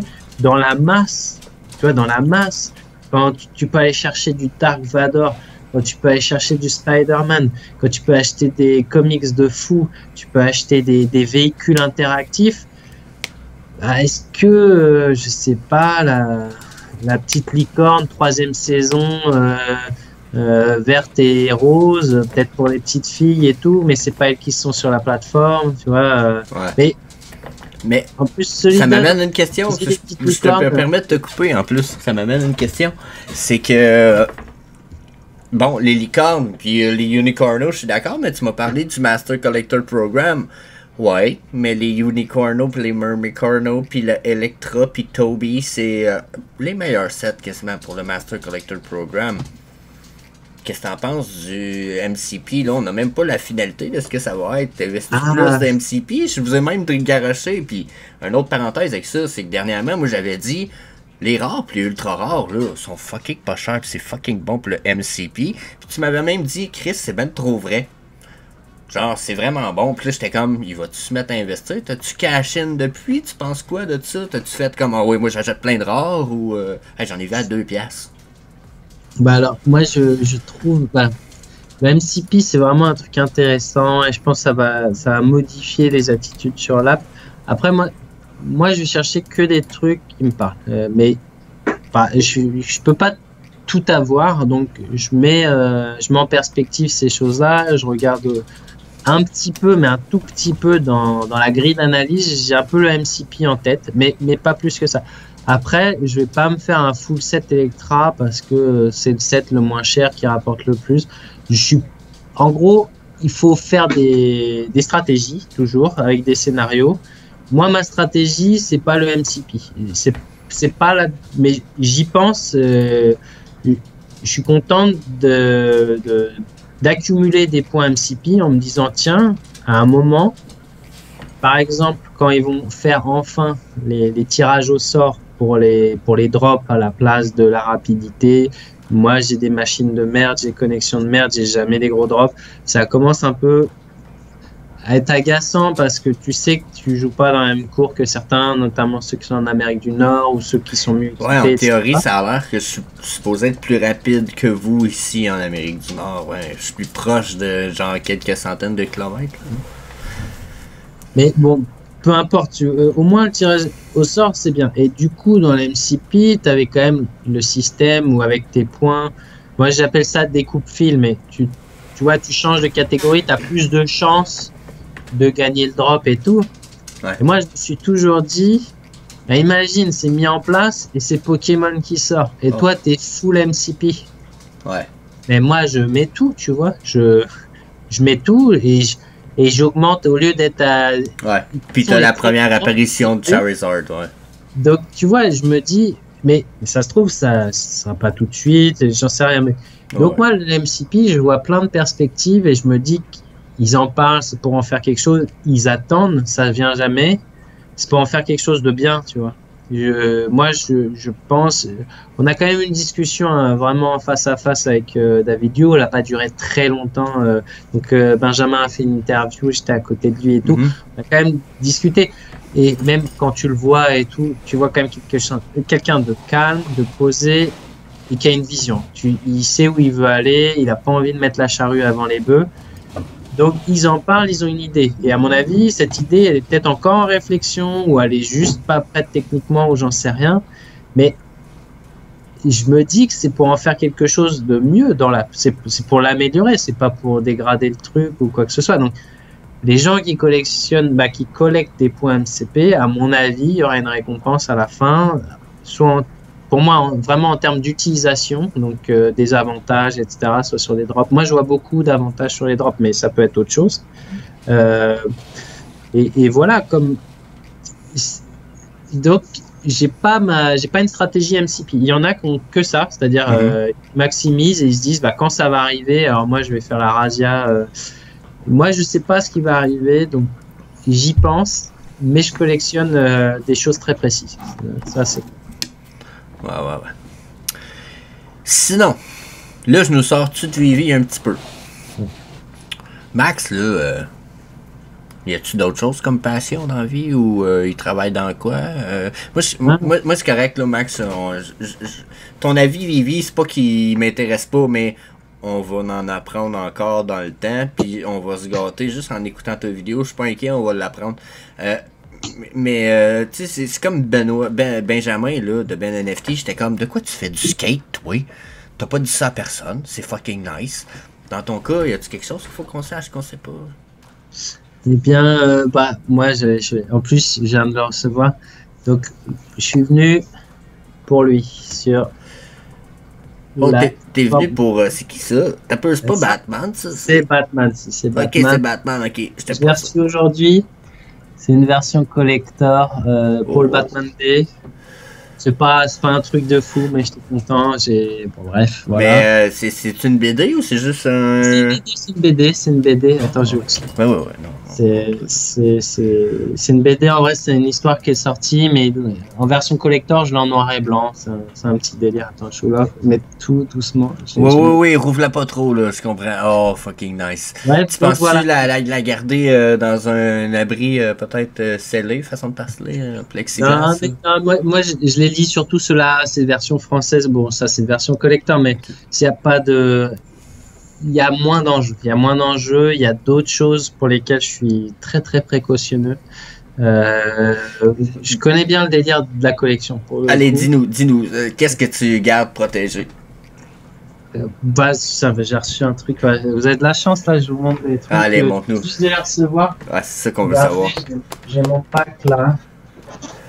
J'ai mon pack qui est arrivé des États-Unis et j'ai une pièce, je sais, moi, elle me fait plaisir. Ah, allez là, vas-y. Bon. T'es en full screen, je suis tout dans le coin de l'écran, on veut voir ça. Allez, je vous montre le dernier page. Donc, c'est le. Attends, je vais désélectionner quand même. C'est le Amazing Fantasy numéro 1000. Donc, ça, c'est la VO. C'est en anglais, donc ça vient des États-Unis. Ça, c'est un numéro anniversaire. J'aime beaucoup les numéros anniversaires. C'est un cover spécial ou? Alors, celle-là, c'est cover normale. Ok. C'est la cover normale. Et après, donc, pour ceux qui me suivent, j'aime bien les covers alternatives, mais dans la vraie vie aussi. Donc j'en ai. Bon, celle-ci, je l'ai pris. Ouais, j'ai un peu fait le full set. Donc il y a celle-ci, mais c'est pas ma préférée. Attends, je vais enlever. Ouais, c'est. Mets-toi en arrière, en fait. Parce que Ouais. d'habitude, c'est Ah, quand il d'accord. cache une face, mets-le devant ton chest, genre, on va le voir. Je sais pas ça. Ouais, voilà.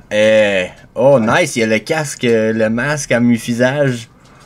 Ouais. Après, il y a la grosse pièce. Donc ça, c'est une petite pièce. C'est pas un truc très important. Oh, mais c'est Il y cool. a celui-ci que j'aime bien, qui est ça c'est Steve McNiven qui l'a fait. C'est un artiste que j'aime bien. J'en ai parlé parce qu'il a fait un art one sur one. Oh. Il a fait l'avant-dernière 1 sur 1. Donc, tu vois, si j'avais de l'argent, je serais allé la chercher parce que Steve McNiven, c'est un artiste que j'aime beaucoup. Et puis celle-ci, c'est la plus grosse. Celle-là, elle vaut $100. Oh. Elle vaut $100. C'est une BD ou juste une couverture, celle-là? Alors, c'est toujours le même. C'est toujours ok. le même. C'est Amazing Fantasy 1000. Mais il est virgin. Tu vois, t'as pas Ouais. d'écriture dessus. C'est pour ça que j'ai pensé que c'était un dessin. C'est-tu un dessin ou c'est une BD? Mais... Ouais, et puis surtout, il est à un tirage très faible. Donc, il est déjà plus compliqué à obtenir. Et voilà, c'est un petit kiff. Mais c'est des petits trucs, tu vois, il n'y a pas que la BD. Mais dans la BD, moi, normalement, je lis beaucoup d'ici. Mais des choses très, très précises, tu vois. Dans les DC, j'aime pas tout.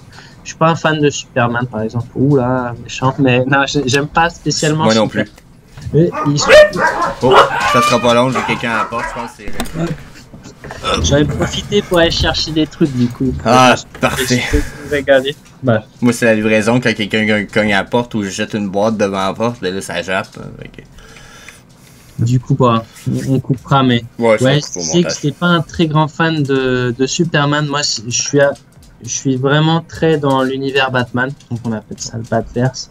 Donc voilà, Catwoman, Harley Quinn, le Joker, Poison évidemment, Ivy. le Pingouin, Double Face, Croc Killer. Tout ça, c'est vraiment des choses avec lesquelles j'ai beaucoup évolué, qui m'ont toujours plu parce que les BD sont très souvent très bien réalisés. Ok. Et les films qui accompagnent sont aussi d'un très haut niveau. Donc, et j'ai grandi avec en France, mais tu as dû connaître aussi une série animée exceptionnelle sur Batman qu'on avait nous sur la chaîne numéro 3.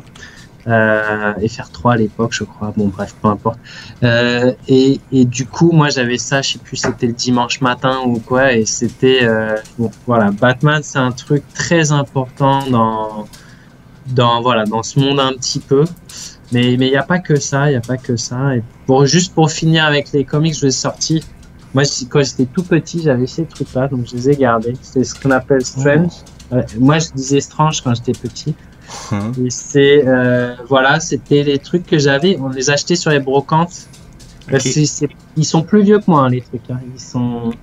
Celui-ci, il est de 1980, tu vois. Mais c'est pas un truc que j'ai acheté récemment. Tu l'as gardé. Et ouais, non, bah c'est des souvenirs, mais ça vaut rien, hein, ça vaut rien. Non. C'est juste pour moi, tu vois, l'Iron Man. Donc j'avais découvert ça dans les bouquins. Donc ça m'a toujours parlé, ça. Ça m'a toujours parlé. Et en France, il n'y a pas la culture états-unienne ou d'Amérique du Nord du comics, mais pas du tout. Hein. C'est des trucs entre guillemets relativement récents. Quand j'étais petit, il y a personne qui parlait à des Strange. On était deux dans ma classe. Il y avait un camarade de classe qui lisait ça avec moi. Mais sinon, il y avait personne d'autre. Okay. Donc c'était un petit délire comme ça. Et maintenant que je vois sur Vivi la commu francophone qui parle des comics et tout, c'est assez rigolo et plaisant de partager là-dessus. Après, tu sais, des fois, j'ai peur que les gens me prennent pour un spécialiste ou je sais pas. Juste, j'aime bien, je m'aime bien, donc je m'y intéresse, mais ça va pas au-delà. Hein. J'ai pas une collection où je vis pas de l'achat et de la vente de comics. Et puis après, j'aime beaucoup la musique. Dans les autres, pour ouvrir, j'aime beaucoup la musique.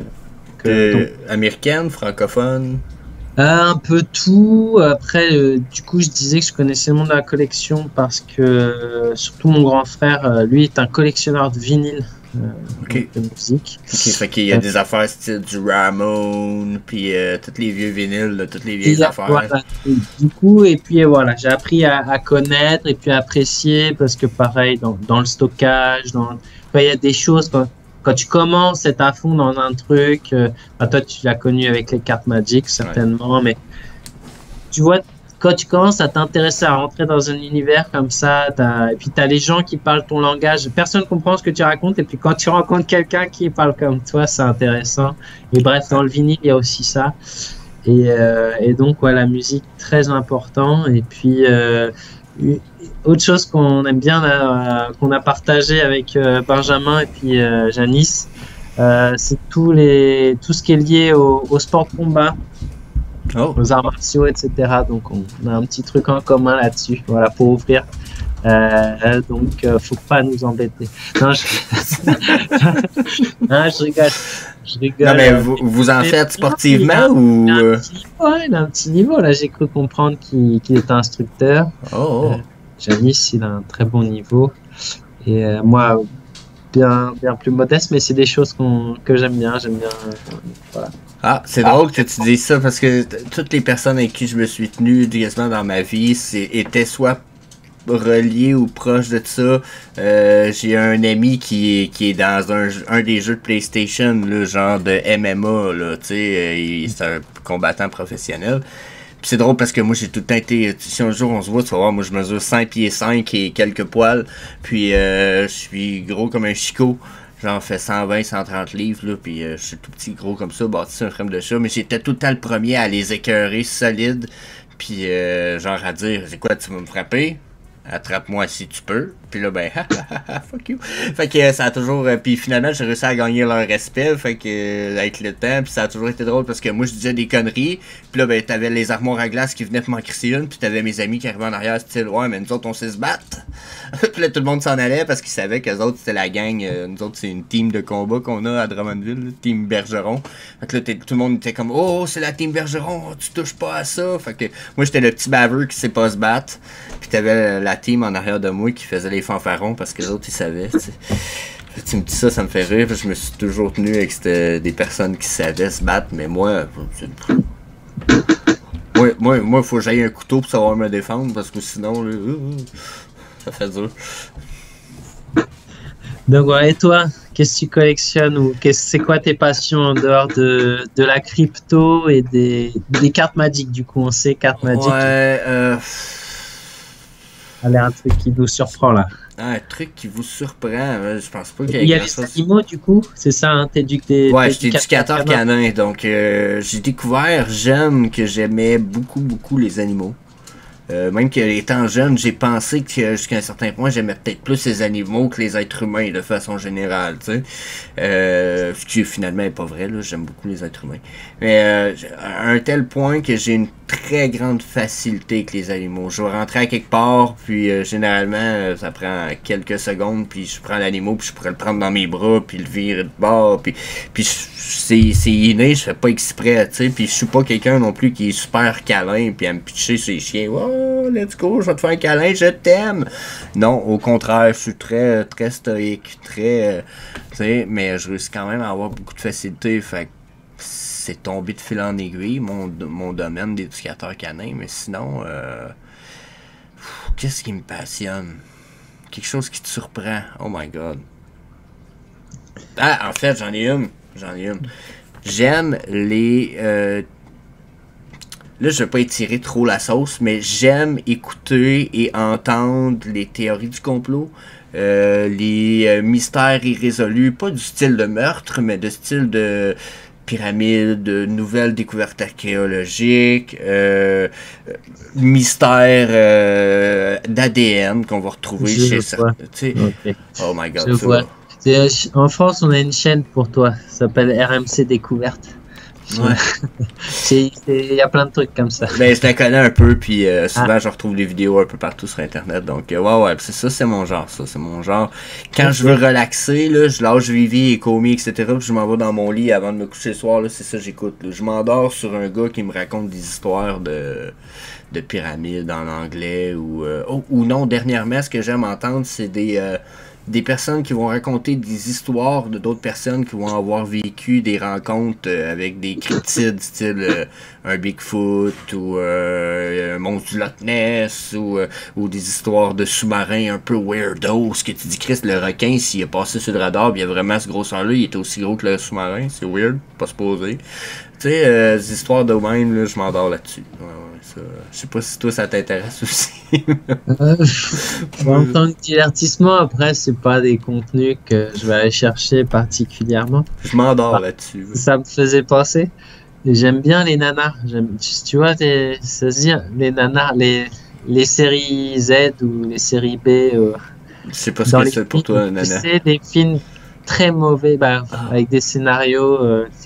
Tu vois juste l'intro, t'as déjà vu la suite. Je sais pas.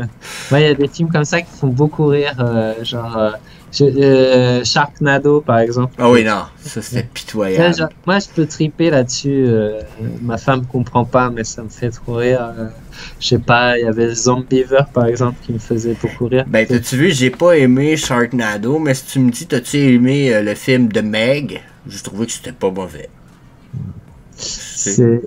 C'est quoi ça, le film? C'est l'équivalent du nouveau Jaws, ils ont sorti ça il y a pas longtemps, ça s'appelle, en anglais c'est The Meg, pour le Mégalodon. Peut-être qu'en français c'est ça le titre, mais ils sont dans une base sous-marine, puis tu vois, ils sont là, ils font des trucs, puis il y a même des bulles à certaines places que tu peux voir dans l'eau, puis un sous-marin qui s'échappe, pas un sous-marin, mais un Mégalodon qui s'échappe d'une espèce d'océan sous l'océan, parce qu'il y a comme un demi-kilomètre, mettons, d'une condensation chimique, fait que les poissons passent pas là-dedans parce qu'ils meurent. Mais là, il se trouve à avoir une colonne d'eau qui traverse là-dedans, fait que les mégalodons, ils se ramassent dans l'océan normal, puis là, les autres sont dans leur truc normal, puis la bulle est super grosse, c'est le genre de bulle que tu regardes dans même, puis tu vois dans l'eau alentour de toi, puis un mégalodon qui arrive en dessous de ça, puis à l'avant de ça, puis il réussit à bouffer la bulle au complet, puis tout est l'humain là-dedans, genre. Tu regardes ça de même, puis là, ben, le mégalodon commence à foutre la merde. Hey, je trouvais que le film était bon, tu sais, mais on est dans le fictif encore. Tu sais, tes Sharknado étaient drôlement con et ridicule. Là, t'es dans le plus sérieux, mais tu vas encore trouver des affaires, tu vas te dire, ouais, c'est un peu ridicule, parce que, tu sais, un mégalodon. On parle d'un requin de 30-40 pieds, là, tabarnak, à un moment donné. Si ça existerait encore, il n'y aurait plus de baleines, tu sais. Donc voilà, quand j'ai vraiment envie de me vider la tête, que j'ai pas envie de réfléchir, si je tombe là-dessus, je vais pas le chercher particulièrement, mais si je tombe là-dessus, ça me fait sourire. En tout cas, voilà, exactement, tranquille. Ah ben c'est ça, je pense que c'est mon cerveau qui cherchera à faire des choses cartésiennes avec Vivi et Komi, des trucs d'éducation canine. Tu sais, il faut que j'analyse le langage corporel, il faut que j'analyse cartésien, qu'est-ce qui se passe dans la tête du chien, qu'est-ce qui se passe dans la tête de l'humain, puis qu'est-ce qu'ils ont fait un par rapport à l'autre. Puis, fait que c'est pour ça que ça me prend des affaires qui ont pas de style bon sens. Je veux me dire, ah ok, ouais, ça va être con, c'est correct. Je vais voir si peut-être ils vont amener ça à quelque chose d'intelligent. Tu sais. Ça me permet de peut-être pas réfléchir. Exactement, c'est ça. Ça permet de pas réfléchir, tu vois. Ouais, des fois, c'est bien de poser son cerveau à côté, là, et de prendre même une pause. dans certains blockbusters, tu vois, il y a quand même les scénarios, ils sont pas très élaborés. C'est vrai. Tu sais exactement où ça va, et en vrai, ça le fait parce que t'es là pour ça. Parce que t'as envie que le bâtiment il explose au C4 et c'est tout, tu vois. Ben, tu sais, t'écoutes pas le Titanic en t'attendant à une surprise à la fin, là. Ouais, exactement. Hein? Hey, question parenthèse peut-être avant qu'on reparte. En fait, je me rappelle quasiment plus où ce qu'on était rendu, mais tu vas être là pour l'entrevue avec Reese? Ouais, je vais être là, ouais. Ok. Ouais. Benjamin m'a convié, donc ouais, je suis assez enthousiaste pour le coup. Moi aussi, j'ai bien hâte, puis en fait, comme je disais, là, on vient de faire une coupure au montage, ça risque de paraître, je sais pas où qu'on était rendu, mais on peut peut-être terminer là-dessus, t'as-tu quelque chose que t'as hâte de demander à Reese? T'as-tu vu des questions qui t'intéressaient plus que d'autres? T'es-tu excité peut-être par le dimanche qui s'en vient? Tout à fait. Non, je suis très excité, mais parce que c'est des choses que j'aimerais qu'on fasse plus souvent, mais ça va être un moment collectif aussi. Et, tu vois, avec la discussion, par exemple, sur le logo Vivi, c'est une discussion, mais c'est aussi une discussion entre nous. Ça permet, je sais pas, je trouve ça cool. Un peu comme Randy Chavez, il avait fait, tu vois, où il avait invité un peu tout le monde. Bon, peut-être pas pendant 24 heures, mais je trouve ça cool. Et c'est un moment comme ça, un peu de partage où, tu vois, on fait la communauté francophone et on fait un moment précis pour poser des questions pour nous à une personne importante, donc quelqu'un qui est quand même dans l'univers Vivi important. Donc voilà, je suis excité pour ça parce que ça va être un moment entre nous aussi, pas que avec lui et que pour poser des questions. Et après, ouais, j'ai des questions, notamment sur voilà, sur l'expérience de l'app. Il y a quand même des choses que j'aimerais bien voir quand est-ce que ça va être amélioré ou avancé, et notamment le MCP. Ça, j'aimerais pas forcément un horizon temporel, mais essayer de comprendre à quoi ça va servir, tu vois, ou les pistes là-dessus. Je serais assez intéressé. Il y a plein d'autres choses, mais après, j'ai vu dans des fils Twitter et tout, il y en a, ils ont déjà 15 questions et tout, et elles sont super les questions. Donc, je vais pas les reprendre dans vraiment mes propres questions. Sur le MCP, j'aimerais bien un peu voir, et en vrai, un peu en parallèle, je sais pas pourquoi je les mets ensemble, mais le MCP, c'est un peu aussi avec le OMI Utility Program. Ouais.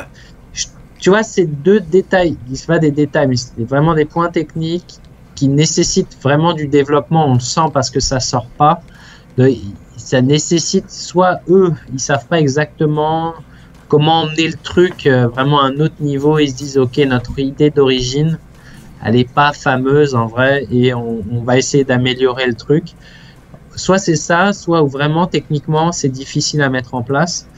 Et du coup, essayer de jauger ce qui pourrait arriver là dans les prochains mois, prochaines années, sur ces deux points précis, je serais déjà super satisfait. Et puis voilà. Et toi, du coup, ton état déjà émotionnel, d'excitation ou pas, et puis tes questions prioritaires. Ben, mon état d'esprit, c'est sûr que je suis très excité du fait de pouvoir enfin, comme, sans le rencontrer, parce que moi, je suis pas allé à Londres, là, je veux pas, je suis au Canada, fait que j'ai pas eu l'occasion de rencontrer une personne de la gang, fait que c'est comme, peut-être, premier accès direct avec lui, ce qu'on va pouvoir dire, salut, tu sais, moi c'est Jess, tu sais, genre, fait que ça, c'est sûr, c'est cool, là, on dirait que ça donne un petit chaud au cœur. Après, peut-être les vidéos qu'on a faites, là, on y met des efforts, tout puis moi, là, j'ai l'impression, puis toute la famille. Après, le feeling est encore plus, je te dirais, bullish à cause du fait que c'est pas juste Ben, c'est pas juste toi, c'est pas juste Fanny, c'est qu'on est comme Michael, BDL, let's go, on est tout le monde. On est une VV family, la French family. Fait que ça, j'ai hâte de voir où ce que ça va nous ramener, parce que j'ai envie de dire que tout ce qui va nous être prodigué comme information, bonus, temps qui nous est donné en tant que créateur de contenu, ça revient à la VV French family. Puis ma question qui en vient à ça, c'est à quel point ils ont l'intention de peut-être s'impliquer dans la French family, parce que on n'est pas la plus grosse peut-être partie de l'application, mais j'ai l'impression qu'on est des gens qui sont fidèles, puis qui sont là peut-être plus que d'autres communautés. Puis là, ben, je sais que la communauté anglaise, il y en a qui sont fidèles, mais moi, j'ai pas vu la communauté espagnole, italienne ou coréenne, ou je sais pas, avoir beaucoup de créateurs de contenu. Je sais qu'en espagnol, il y a quand même Wendy Girl, etc., mais j'ai l'impression qu'on est supposé être la top 2 communauté. J'ai entendu dire qu'on est top 4. OK. En termes de langue, c'est vrai. Par exemple, je suis assez surpris parce que je suis hispanophone aussi. Tu vois, okay. En tout cas, je comprends parfaitement l'espagnol et je m'exprime pas trop mal. Mais c'est vrai que je cherchais du contenu. Même à un moment, je me suis dit, tiens, si je faisais je répliquais mes vidéos, je les faisais en espagnol et tout. Parce que, par exemple, sur les comics, il n'y a rien. Et c'est vrai que il y a du contenu, mais les créateurs sont mexicains. Et en tout cas, il y en a un, il est mexicain. Et j'ai oublié son nom, mais là, tu viens de dire... Wendy. Wendy, elle est colombienne, je crois, Ouais. non? Ouais. Mais tu vois, il y a quand même pas beaucoup de monde. Alors ça s'explique. Mais tu vois, pour l'Espagne, j'ai pas l'impression que ça marche beaucoup, Vivi, tu vois. Et même un pays qui pourrait plus, c'est l'Allemagne. Ouais, Et je vois très peu de contenu en allemand. Alors je vais pas le chercher, hein, mais voilà. quand même du contenu Vivi, tu tombes quand même vite dessus. Et voilà, moi je vois qu'une chaîne en allemand. Je la suis pas parce que je comprends rien. Mais tu vois, ça m'intéresse. Je suis un peu comme toi. Et je me dis, bah, c'est vrai qu'en tout cas, en français, il y a du contenu. Il y a du contenu depuis longtemps. Il y a des gens qui suivent. Bon, voilà, moi, j'ai vraiment un tout petit public, mais par exemple, Ecovie Actu, Ben NFT et tout, ça commence à être important, tu vois. J'ai envie de dire que nos communautés, on peut toutes les mélanger ensemble, là, puis quasiment, c'est sûr qu'on on les mélange dans la mesure où que j'ai probablement le 3/4 des mêmes abonnés que toi, puis les mêmes que Ben, puis etc. Mais je pense qu'on peut quasiment presque les additionner, genre mes 500 plus les 2000 à Ben, plus tes 200, plus les 200 de Vivi Coach, plus les 500 de Michael, plus... on est au moins à 2000 abonnés général dans la Vivifam pour 4 à 5 content producers, là, minimum. Ouais, je pense, en tout cas... Je trouve qu'on est actif pas mal. Ouais, j'ai l'impression. En tout cas, David Yu, ce qu'il a dit quand même qu'on était présent, donc on serait la 4e communauté. C'est quand même honorable parce que du coup, toi, t'es pas dedans. Hein. Tu vois ce que je veux dire? Pourquoi? Toi, t'es Amérique du Nord. Pour la tête de David Yu.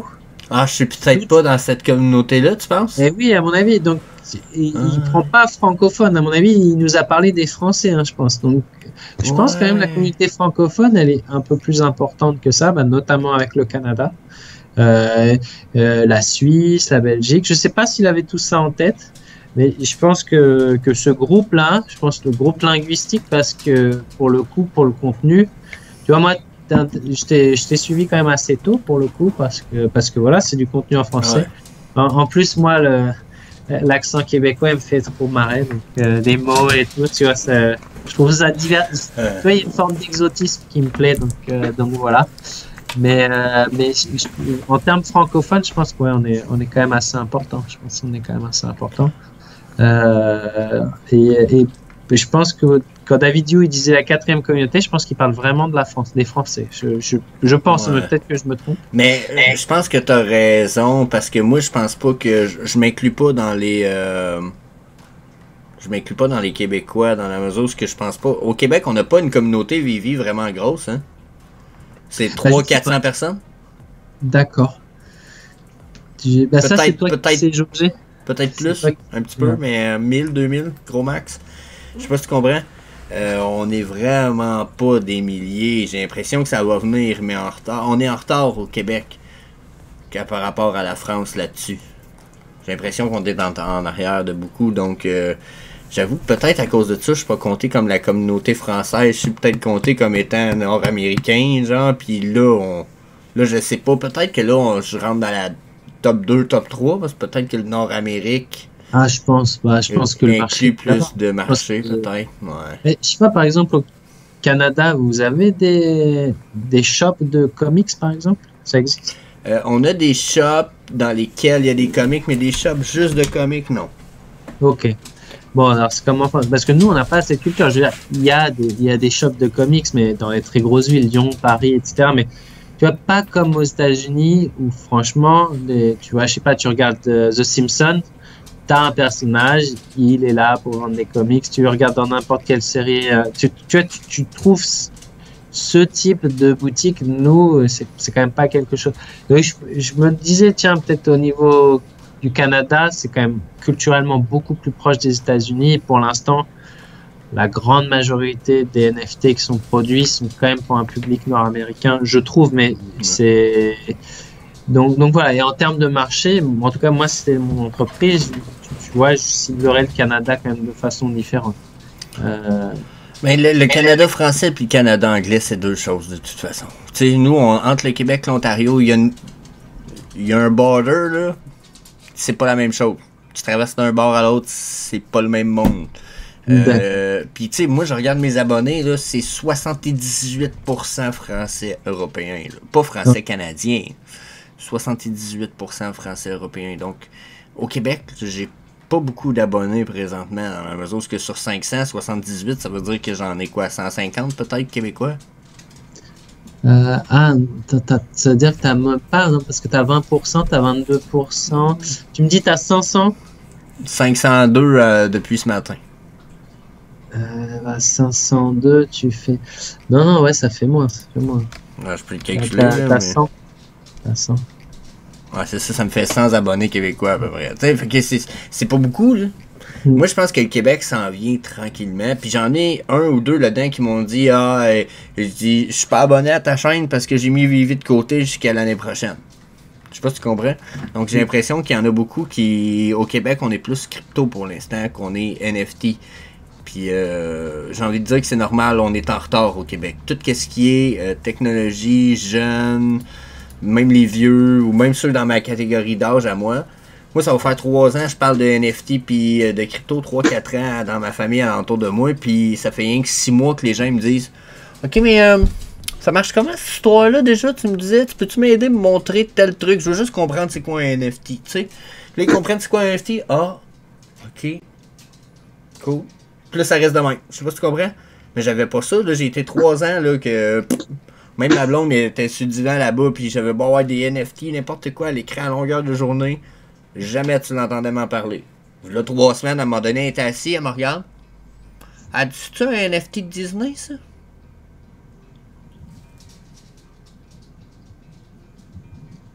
Ouais. Pourquoi? Ah ben, j'ai entendu un de mes collègues en parler. Puis ça reste de même. Fait que là, tu sais, je sais pas si tu comprends. C'est vraiment, on est en retard en France, des NFT. La plupart du monde, ça y intéresse peut-être pas, mais je sais c'est quoi, là. Je sais pas, mais après, tiens, j'essaie de poser la question. Bon, les gens connaissent, je pense, mais franchement, il y a très très peu qui s'intéressent. J'ai l'impression, après, je peux être surpris, mais c'est pas un sujet de discussion que j'aborde pour le coup. Je suis très discret sur ce que je fais. Il y a la vie. C'est un peu curieux ce que je dis, j'allais dire la vie privée et ce que je fais avec vie, alors c'est pas privé parce que j'en parle. Ouais, mais c'est quand même privé, il y a des... Je montre pas toutes mes collections. Dans le milieu professionnel, je vais pas m'amuser à parler de ça. Non, c'est ça. Donc voilà. Je sais pas, j'ai l'impression qu'on a fait le tour là de ce que... Là, oui, on a fait le tour de toute façon à 1h48, chef. On a plus que fait le tour. J'aime ça qu'on discute de même sans réfléchir du temps de toute façon. Puis j'ai des choses à aller faire. J'ai une autre interview, moi, aujourd'hui, enregistrée de toute façon. Donc c'est ça, je te laisse là-dessus. Mais Max, tu vas revenir, là. Ouais, ça fait plaisir, avec grand plaisir. Ok, bon, c'est ça que je voulais dire. Je te réserve pour dans quelques semaines, là. C'est gentil, avec grand plaisir. En tout cas, ça me fait toujours plaisir d'échanger. Puis avec toi, ça voilà, un bon feeling, donc c'est cool, Ben moi j'aime qu'on aille. Puis c'est un peu le but du podcast dans la mesure où que là on veut apprendre à se connaître, mais je veux apprendre à te connaître plus. Puis je veux qu'on continue à évoluer ensemble. Tu sais, juste à l'heure, tu m'as fait apprendre que je me trompais avec le Ben Riley Spider-Man. Je suis comme oh my god, c'est super amazing, Chris. Y a pas personne qui a osé me le dire avant, puis pourtant c'est important. Ok, donc plein de choses de même. Je veux qu'on améliore. Donc, je veux qu'on se revoie. Là, je te dis pas dans 2 semaines précis, mais je te réserve quand même dans le futur. Ça, c'est sûr. Ouais, ça marche. Eh bien, à très bientôt. Merci pour l'invitation. Puis, salut à tous qui nous regardent. Ben oui, peace. Puis, merci à tout le monde d'être là. N'hésitez pas à aller faire un tour sur la chaîne à Max en passant. Hein, on a fait le survol de Michael BDL tout à l'heure, mais si vous avez fait VV Max, d'arrête de même, comme je viens de vous le faire à l'écran, regardez, il est ici avec le beau petit signe rose que sa fille lui a fait. Donc, ouais, je l'ai écœuré avec ça au début, Max. J'étais comme, ouais, je vais te faire un beau logo, je vais te changer ça. Non, c'est sa fille qui l'a fait. Après, à un moment, je me refais un vrai logo, mais pas un vrai logo, un autre logo, mais je l'ai gardé longtemps hein, quand même. Mais je vais voir, je vais négocier avec elle. Non, là, ça m'a vraiment fait plaisir qu'elle pense à moi parce que, en vrai, je commençais mes vidéos, elle me voyait passer du temps sur l'ordi. Et un jour, je parle du logo, elle me fait ah tiens, c'est moi qui te le ferai, elle me l'a fait. Donc, Ah, mais c'est super. Aussitôt que tu m'as dit ça, j'étais comme fuck yeah, j'étais même promu en disant ça, c'est le logo que sa fille a fait. Allez suivre ce gars-là, tu sais. Super nice. Donc, encore une fois, merci. Peace. Donc, merci à toi. à la À prochaine. plus. Ciao. Donc, on vient I'm desperately trying to give more value to every person I ever cross paths with and never ask for anything in return. That is literally the framework of my life. My great hope is that I can bring more value to people than they bring to me, and I'm never in a dire situation where I ever have to ask for anything in return.